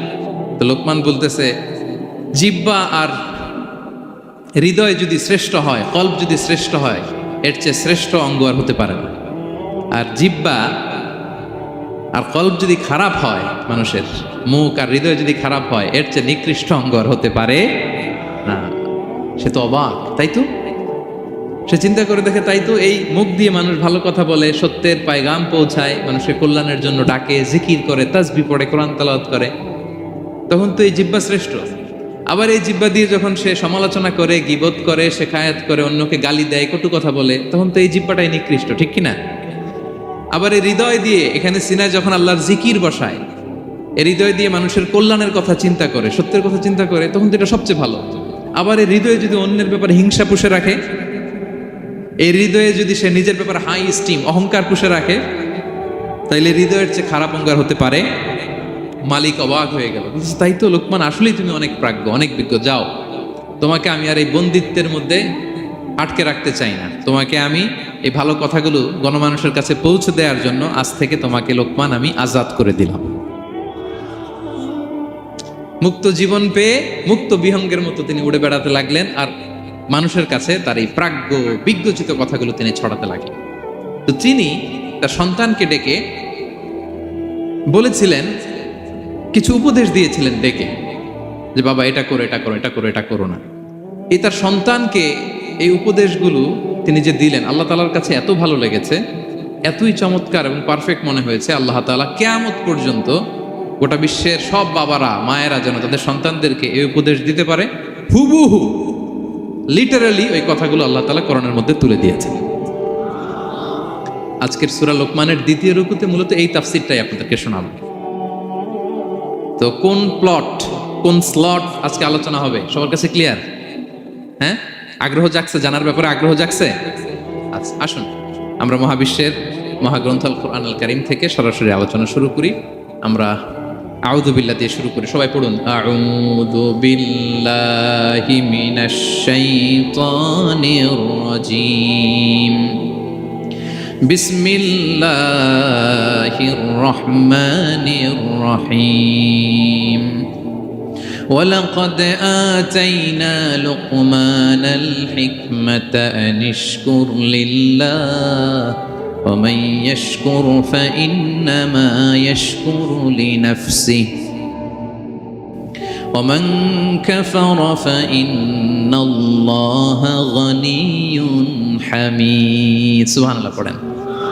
আল্লাহ তাআলা বলছেন, ওয়ালাকাদ আতাইনা লুকমানাল হিকমা, আমি লোকমানকে হিকমত দিয়েছি, প্রজ্ঞা দিয়েছি, আর বলেছি আনিশকুর লিল্লাহ, লোকমান আল্লাহ শুকরিয়া করো। ওমাই ইয়াশকুর ফাইন্নামা ইয়াশকুরু লিনাফসি, যে আল্লাহ শুকরিয়া করে সে তার নিজের জন্যই করে, এটা নিজের জন্যই ভালো। ওমান কাফারা ফাইন্নাল্লাহা গানিয়ুন হামিদ, আর যে শুকরিয়া করে না, না শুকরি করে, অকৃতজ্ঞ হয়, তাহলে জেনে রেখো আল্লাহ তাআলা তিনি গানি, অমুখাপেক্ষী, তিনি হামিদ, সদা প্রশংসিত। সুবহানাল্লাহ পড়ে। তাহলে আল্লাহ তাআলা বললেন, আমি লোকমানকে প্রজ্ঞা দিয়েছি, হিকমত দিয়েছি। হিকমত, হিকমত শব্দের সাথে আপনারা পরিচিত আছেন না? আমি লোকমানকে হিকমত দিয়েছি, এটা অনেক দামি জিনিস, সবার থাকে না। হিকমত জিনিসটা কি? না, জ্ঞান হচ্ছে নলেজ, আর হিকমা হচ্ছে বাংলায় বলে প্রজ্ঞা, হ্যাঁ, ইংরেজিতে বলে উইজডম। দেখি কেউ বলতে পারে কিনা, একজন আমাকে শোনান দেখি হিকমতটা কি, দেখি কেউ কিছু বলতে পারেন কিনা। হিকমত মানে ক্ষমতা, একজন বলছে। আচ্ছা, আর অলৌকিক সামথিং, আর শক্তি, আর হ্যাঁ, এদিক থেকে যোগ্যতা, আর জ্ঞান। ঠিক আছে, আমার ভাইরা চেষ্টা করছে, আলহামদুলিল্লাহ। আচ্ছা, হিকমত আর ইলমের মধ্যে পার্থক্য আছে। হিকমা is something more than knowledge. আজকে শিখে যান, ইলম মানে যেটা জ্ঞান বা নলেজ, নলেজের সাথে যখন কমন সেন্স যুক্ত হয় তখন ওটা হিকমা হয়ে যায়।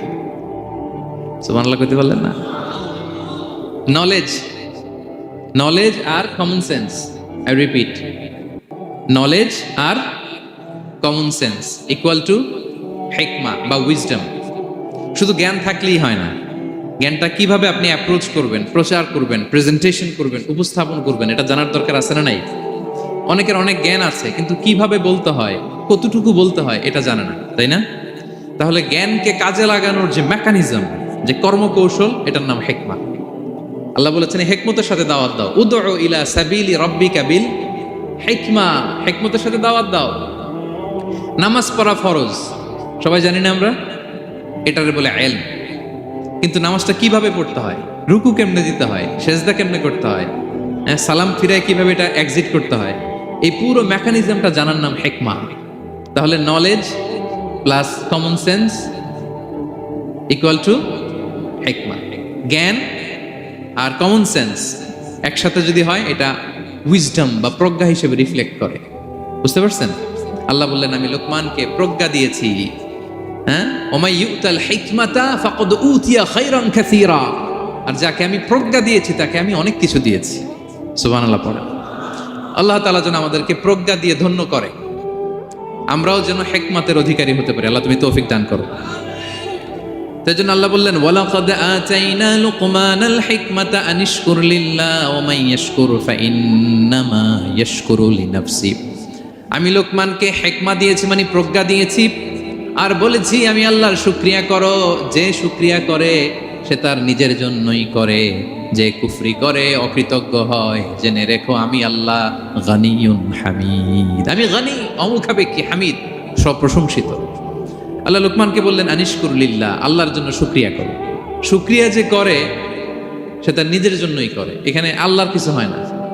নাকি আমরা শুকরিয়া করলে আল্লাহর ক্ষমতা 1 ইঞ্চি বেড়ে যায়? আমরা গোটা বিশ্বের সবাই সিজদায় পড়ে থাকলে আল্লাহর ক্ষমতা একটু বেড়ে যাবে না?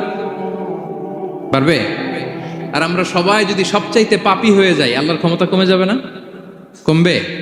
তাহলে লাভ লস আল্লাহর কিছু নাই, লাভ লস সব কাদের? আওয়াজ করে সবাই বলুন, লাভ লস কাদের? শুকরিয়া করলে আমাদের লাভ। লা ইন শাকারতুম লা আযীদান্নাকুম ওয়া লা ইন কাফারতুম ইন্না আযাবি লাশাদীদ।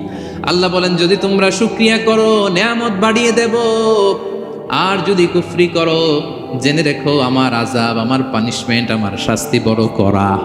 আমি আল্লাহ সব সময় ধরি না, ধরলে ছাড়ি না। ঠিক কি না? ধরে ধরে ধরে না, ধরলে আল্লাহ ছাড়ে না। শুকরিয়া করলে তিনি বাড়াতে থাকে, দিতেই থাকে। শুকরিয়া করবেন তো পাবেন, নিয়ামতে শুকরিয়া করবেন তো পাবেন, করবেন তো পাবেন। তো শুকরিয়া করলে আমাদের লাভ, আমাদের লাভ। হাদিসে কুদসিতে আল্লাহ বলেছেন এই বানি আদম সবাই মিলে, হ্যাঁ, আলা আতকা কলবি রাজুলিন ওয়াহিদ, তোমরা যদি সবাই সবচেয়ে মুত্তাকি হয়ে যাও, ইবাদতে লুটিয়ে পড়ো সবাই, আমার কিচ্ছু পারবে না। আর তোমরা সবাই যদি আফজারি কলবি রাজুল ওয়াহিদ, সবচেয়ে নিকৃষ্ট আত্মার মানুষ হও, পাপাচারে ডুবে যাও, আমি আল্লাহর ক্ষমতার 1 ইঞ্চিও কমবে না। তাহলে শুকরিয়া করলে কাদের লাভ?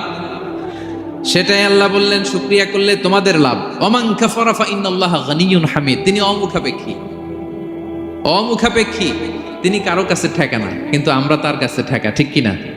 আমরা বিপদে পড়লে কার কাছে চাই? আল্লাহ কারো কাছে চায়? আমাদের ফরিয়াদ আমরা কার কাছে জানাই? আল্লাহর কি কারো কাছে ফরিয়াদ জানানো লাগে? তিনি গানিয়ুন হামিদ, অমুখাপেক্ষী, কারো প্রতি তিনি মুখাপেক্ষী নয়। গোটা বিশ্ব তার কাছে প্রার্থনা করে, গোটা বিশ্ব মুখ থুবড়ে তার কাছে পড়ে থাকে, গোটা বিশ্ব লুটিয়ে পড়ে সিজদায় পড়ে তার কাছে রোনাজরি করে, কিন্তু তিনি কারো কাছে কিছু চেতে হয় না। তিনি গানিয়ুন হামিদ। এরপর আল্লাহ তাআলা সেদিন লোকমান আলাইহিস সালাম সন্তানকে কি উপদেশ দিলেন এর পরের আয়াত থেকে শুরু করলেন। আল্লাহ তাআলা বললেন ওয়া ইয ক্বালা লুকমানু লিবনিহি ওয়া হুয়া ইয়াইদুহু ইয়া বুনাইয়া লা তুশরিক বিল্লাহ ইন্নাশ শিরকা লাযুলমুন আযীম। আল্লাহ বললেন স্মরণ করুন সে সময়ের কথা যখন লোকমান তার সন্তানকে বলেছিল, কি অবস্থায়? ওয়া হুয়া ইয়াইদুহু, ওয়াজ করতেছিল, ছেলেকে নাসিহাত করতেছিল, কাউন্সেলিং করতেছিল।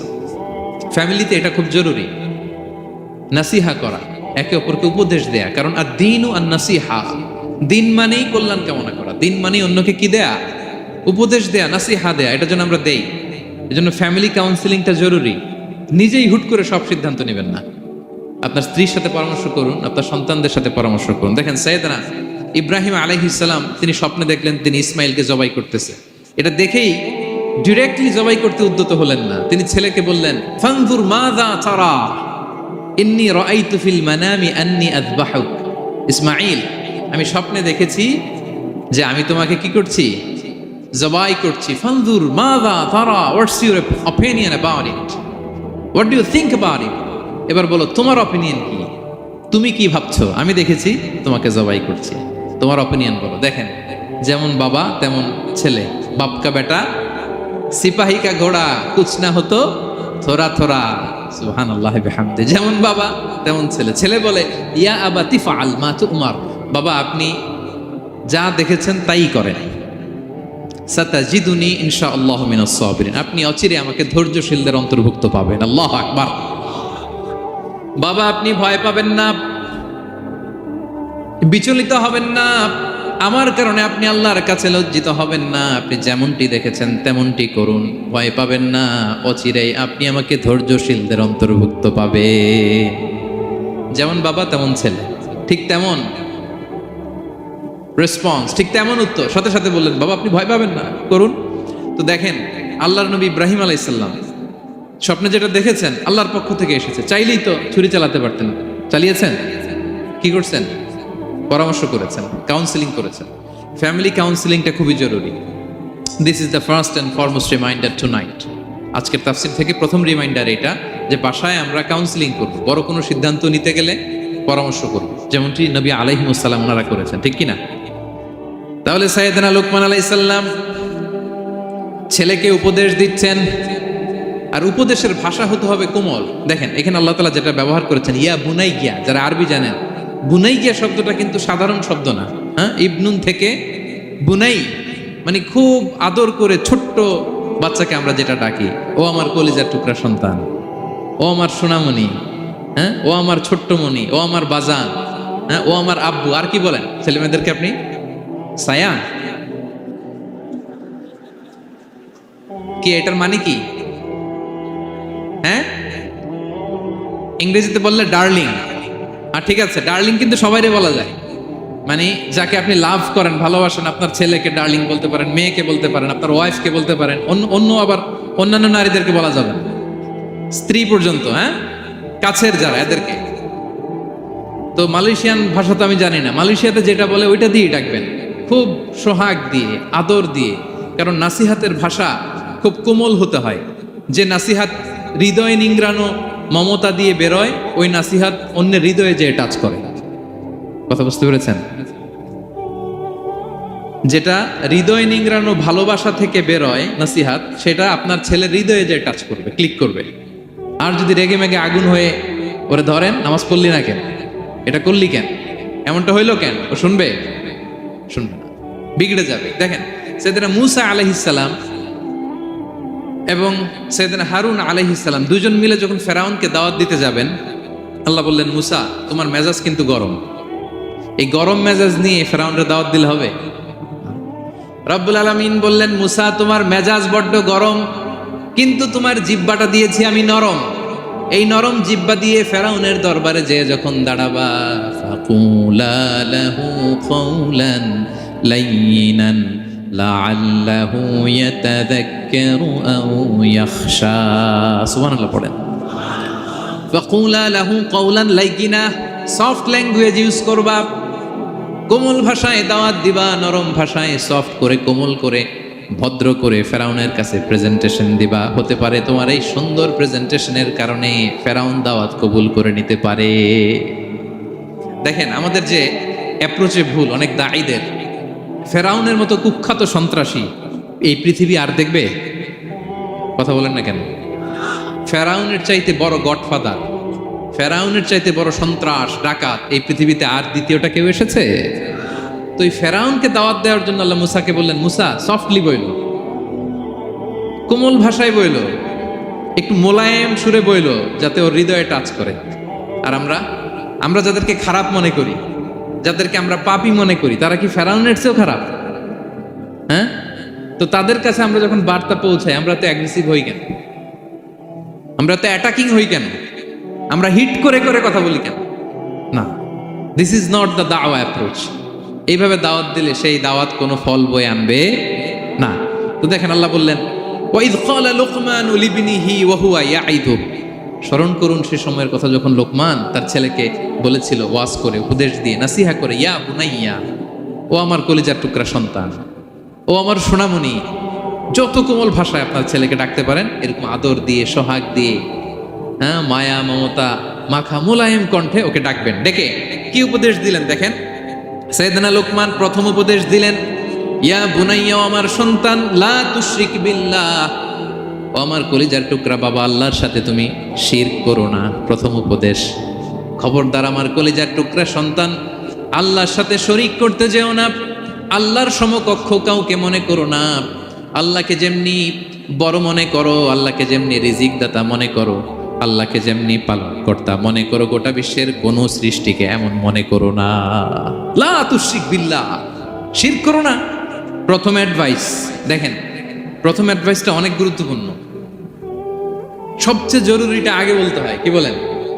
আগে বলতেছে লা তুশরিক বিল্লাহ, ও আমার সন্তান, আল্লাহর সাথে শরীক করো না, কারণ ইন্না শিরকা লা যুলমুন আযীম, আল্লাহর সাথে শিরক বড় পাপ। এটা হচ্ছে যুলমুন আযীম, অনেক বড় জুলুম। এটা মহাপাপ, এটা অনেক বড় জুলুম। শিরকের চাইতে বড় জুলুম আর হতে পারে? শিরকের চাইতে বড় জুলুম আর হতে পারে? কারণ এই জুলুম আপনি সৃষ্টি হয়ে করতেছেন কার প্রতি? বুঝে থাকলে উত্তর দেন। এই জুলুম আপনি সৃষ্টি হয়ে কার প্রতি করতেছেন? আল্লাহর প্রতি। জুলুম কারে বলে দেখি, কে বলতে পারে? অত্যাচার আর মানুষের হক নষ্ট করা। মাশাআল্লাহ, অনেক চমৎকার, এটা জুলুম। তার মানে অধিকার নষ্ট করা। কি বলেন? অধিকার হরণ করা, এটা হচ্ছে জুলুম। ইনসাফ বিরোধী কাজ করা, এটা জুলুম। এই যে আল্লাহ তাআলা আমাদের সৃষ্টি করলেন, অস্তিত্বহীনতা থেকে তিনি আমাদের অস্তিত্ব দিলেন, আমাদেরকে রিজিক দিলেন, নেয়ামত দিয়ে আমাদেরকে ধন্য করলেন। তো আল্লাহ তাআলার অধিকার ছিল না যে তাকেই আমি সেজদা দিব? এটা তার অধিকার। এটা কার রাইট? আমরা হিউম্যান রাইটস নিয়ে কথা বলি, অ্যানিমাল রাইটস নিয়ে কথা বলি, উইমেন রাইটস নিয়ে কথা বলি। ইবাদতের অধিকারী তিনি, এটা তার অধিকার। তার জন্য আমরা সিজদায় লুটিয়ে পড়বো। তো এই সিজদা আপনি ওদিকে না দিয়ে যদি মাজারে দেন, আল্লাহর অধিকার নষ্ট করছেন না? কথা বলেন, এটা ইনসাফ হয়েছে? যিনি রিজিক দিল, যিনি সৃষ্টি করলো, যিনি নিয়ামত দিল, তার ইবাদত না করে আপনার মতো আরেকটা সৃষ্টির সামনে আপনি এরকম নমস্ত নমস্ত গান, এটা তার অধিকার হরণ হয়েছে না? এটা ইনসাফ বিরোধী হয়েছে না? এজন্য আল্লাহ বলেছেন, ইন্না শিরকা লা যুলমুন আযীম। শিরকে সবচেয়ে বড় জুলুম বলার কারণ কি? কারণ আপনি সৃষ্টি হয়ে স্রষ্টার উপর জুলুম করেছেন। এর চেয়ে বড় জুলুম আর হতে পারে? এজন্য সাইয়েদনা লুকমান আলাইহিস সালাম বললেন, ইয়া বুনাইয়া লা তুশরিক বিল্লাহ, ও আমার কলিজার টুকরা সন্তান, খবরদার, খবরদার, কশিন কালে আল্লাহর সাথে শিরক করবে না। কারণ শিরক হলো সবচাইতে বড় জুলুম, সবচেয়ে বড় পাপ, সব পাপের বাপ। এর নাম হচ্ছে শিরক। এর চেয়ে বড় পাপ হতে পারে? পাপের জগতে যদি র্যাঙ্কিং করেন, নাম্বার ওয়ান সবাই নাম্বার ওয়ান। আল্লাহ সব মাফ করে দেয়, সব গুনাহ তিনি ক্ষমা করে দেয়, সব পাপকে তিনি চাইলেই মোচন করে দিতে পারেন, শুধুমাত্র কেবলমাত্র শিরকের গুনাহ ছাড়া। ঠিক কিনা? ইন্নাল্লাহা লা ইয়াগফিরু আন ইউশরাকা বিহি ওয়া ইয়াগফিরু মা দুনা যালিকা লিমান ইয়াশা। আল্লাহ তাআলা চাইলে সব গুনাহ তোমার ক্ষমা করে দিতে পারেন, কেবলমাত্র শিরকের গুনাহ ছাড়া। এটা ক্ষমা করে না, কারণ এইটা আল্লাহকে অপমান করার শামিল। ঠিক কিনা? আল্লাহর উদাহরণ বাদ দেই। আপনার বস যে আপনাকে খুব ভালোবাসে, যে আপনাকে স্যালারির বাইরেও আরো অনেক কন্ট্রিবিউশন করে, টাকা দেয়, আদর করে, এই সুবিধা দেয়, ওই সুবিধা দেয়, আপনি উনারে শ্রদ্ধা না দেখাইয়া এই শ্রদ্ধা আপনি অন্যদের দেখান, কিন্তু উনারে শ্রদ্ধা করেন না, উনি এটা মেনে নিবে? কথা বলেন। যে আল্লাহ আপনার জীবন দিলেন, রিজিক দিলেন, সব দিলেন, গোটা জগৎটাই তো তা, সব দেওয়ার পরেও সিজদা যে আপনি কোথায় দেন? হ্যাঁ, মাজারে, দরগায়, বাবার কাছে। এরকম আছে না নাই? হ্যাঁ, আমাদের এখানে কেউ নাই। হ্যাঁ, দেশে গেলে এরকম মাজারে যে মানত টানত করেন নাকি? হ্যাঁ, মানত করেন? মাজারে সেজদা দেওয়া যাবে? চাইতে হবে একটা সত্তার কাছে, চিল্লায় বলুন তো তিনি কে? এজন্য বিশ্বনবী বললেন, ইযা সাআলতা ফাসআলিল্লাহ, চাইলে আল্লাহর কাছে চাও। ওয়া ইযা ইসতাআনতা ফাসতাইন বিল্লাহ, সাহায্য যদি চেতে হয় একজনের কাছে চাইবা, চিল্লায় বলেন তিনি কে? নাকি বাবার কাছে? হ্যাঁ, দয়াল বাবা রে।